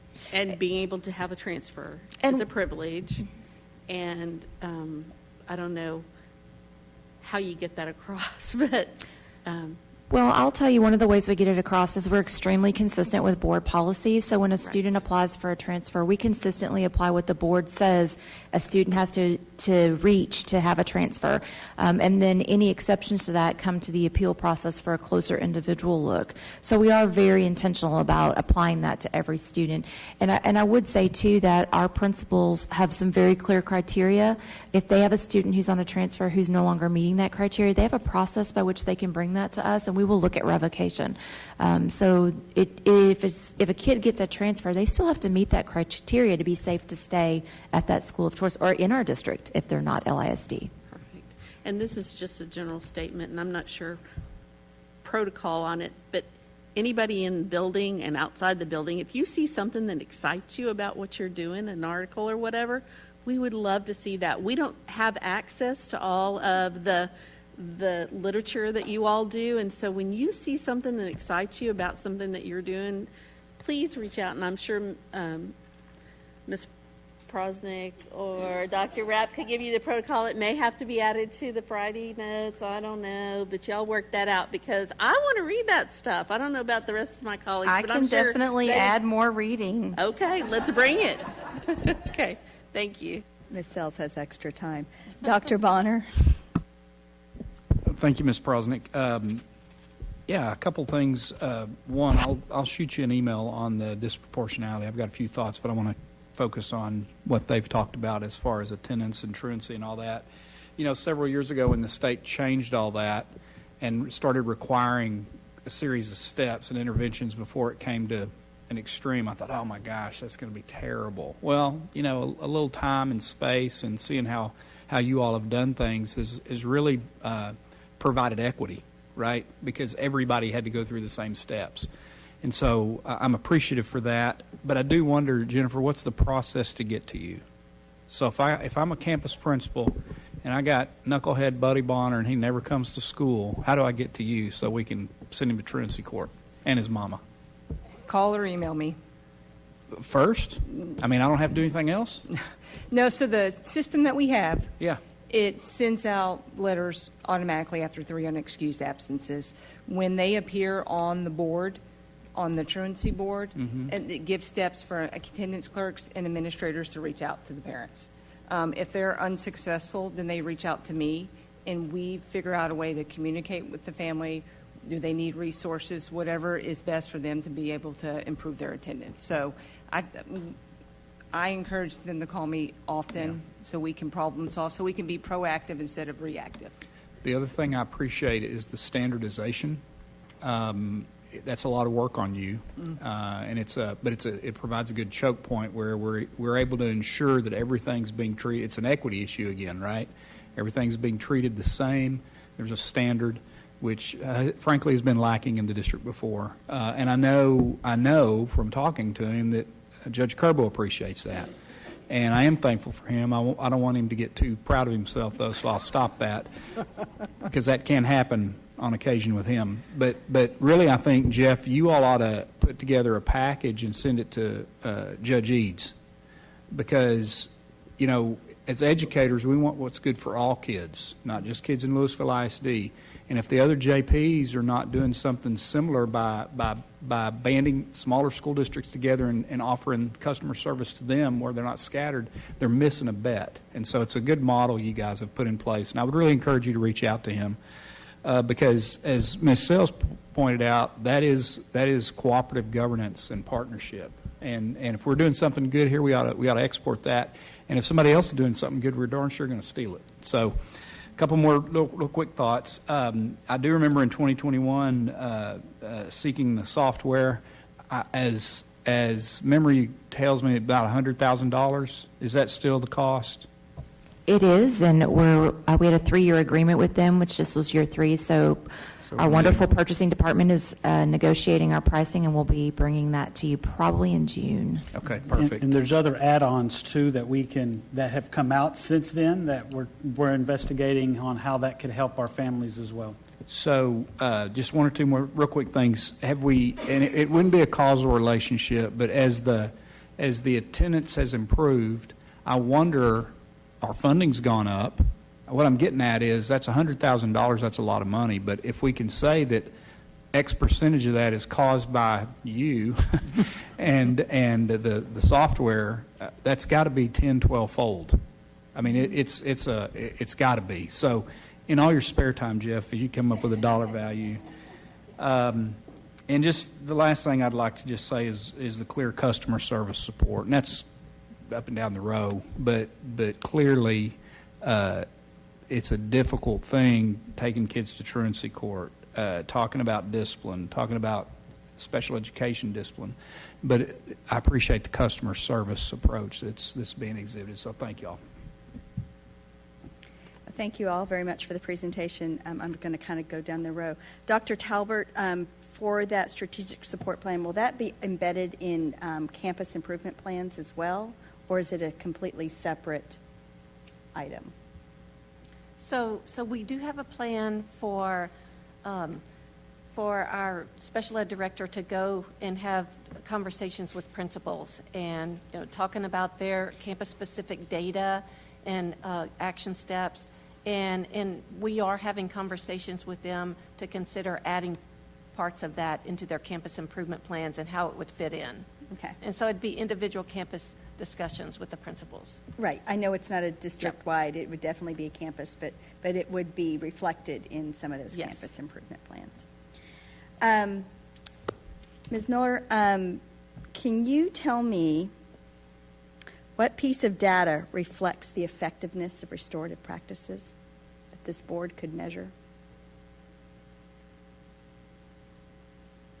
Well, one piece of data that we're looking at, one would be the long-range plan and how the percentage of campuses, of course, will grow from 14% to greater over the course of the years. So that's one data component. That's just administration. I'm talking about the effectiveness of the program. Absolutely.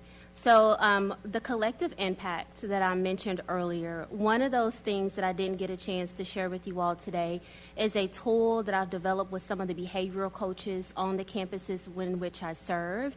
And that tool captures some quantitative and qualitative data. This is a coaching tool where the focus is on the students so that the teachers don't feel overwhelmed about their practices. So this data tool is used in conversations with admin when I'm reflecting along with them.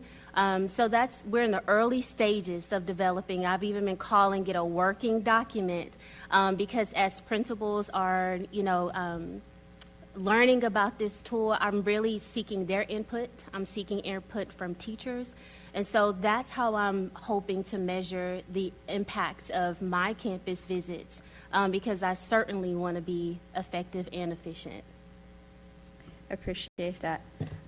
Kudos on attendance.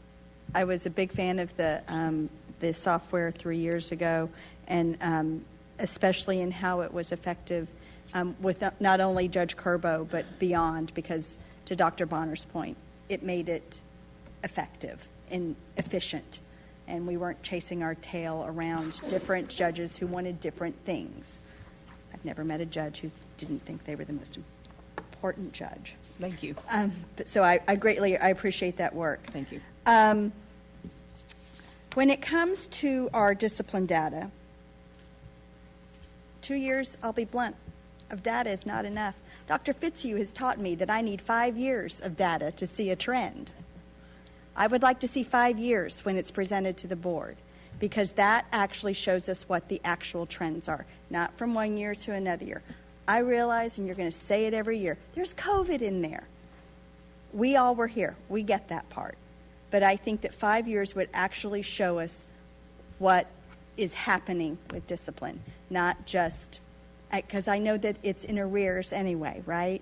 It's what we like to call autopsy data. But 5 years would show a trend, not just this is what was happening last year. I am appreciative of the work. I think that, I'll be blunt, I think we have some growth to do in this area. I think we have a lot of learning opportunities, and I don't believe that we have bad kids in this district. I think we have some children who don't necessarily have all the opportunities of every kid, but I don't believe there's such a thing as a bad kid. I think there's a kid that is makes bad choices.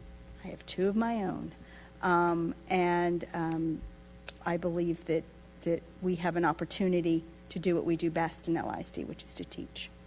So that is my speech on that, and I thank you very much for that. One of the things I think that y'all started with the student services audit really set the wheels in motion for setting up the parameters of what the data would look like, and definitely, understand the part about the trends, and we can absolutely add that in, starting with what Gibson collected. And I appreciate you all authorizing that audit.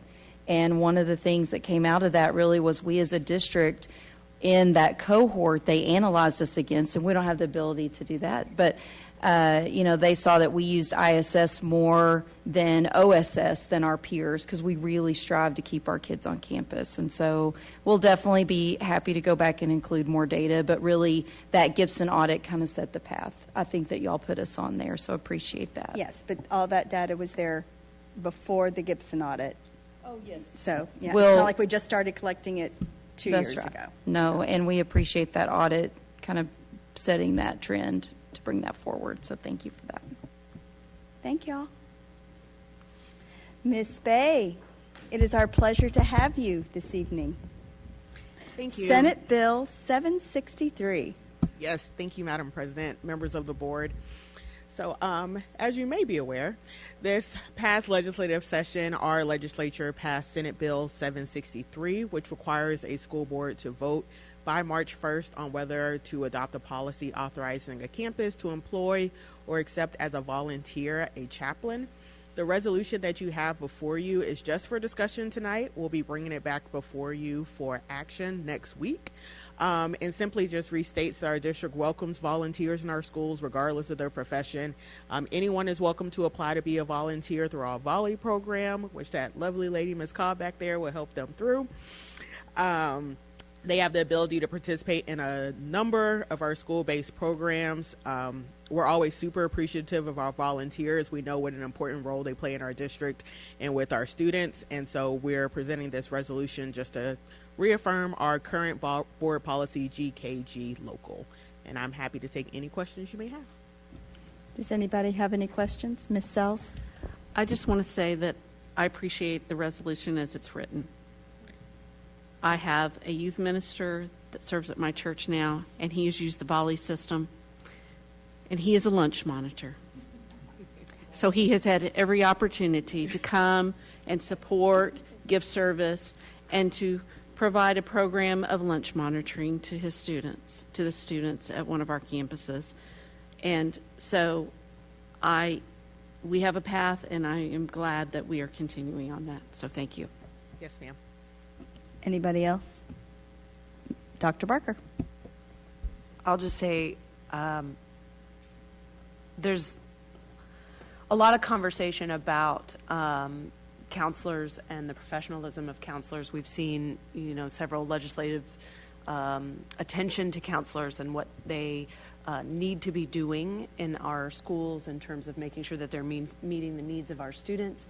And I am just thankful for my colleagues and for you, Ms. Bay, for drafting this resolution that says that we are going to continue to rely on our professional counselors to do the job that they do well. Yes, ma'am. Thank you. All right. Thank you very much. Next on the agenda is Board of Trustees update. Do any board committee chairs have any updates? Dr. Bonner. Yes, ma'am. Thank you. The audit committee is working with a vendor on procurement, as I see, Mr. Martin, and such is imminent in the next couple of weeks, several weeks. Maybe we're coming to the March board meeting, seems like. So we're right there close to it. So thank you. Very good. The policy committee that I convened to look at a specific policy brought forward by administration, Dr. Barker, Ms. Sells, and I, we actually have a meeting tomorrow morning. And the advocacy committee is continuing to work on our advocacy plan to bring forward to the board. I won't lie, we were holding our breath in hopes that there was going to be another session, another special session, and there does not seem to be. Who is the chair of the Varsity Sports Eligibility Committee? Is that a currently operational committee? It's on the list. Of varsity sports? That's what it says. The last one. No, I No? have not. Okay. Would you like to be on that? No, I have no idea what that committee is. I'm inquiring because I wanted to ask that person what they were doing, but it sounds like that it's a figment. So that's good. It is a figment Thank of you. someone's imagination. Someone's having fun on the website. All right. If there is no further business, this meeting is adjourned. The time is 9:53 p.m. Have a pleasant evening.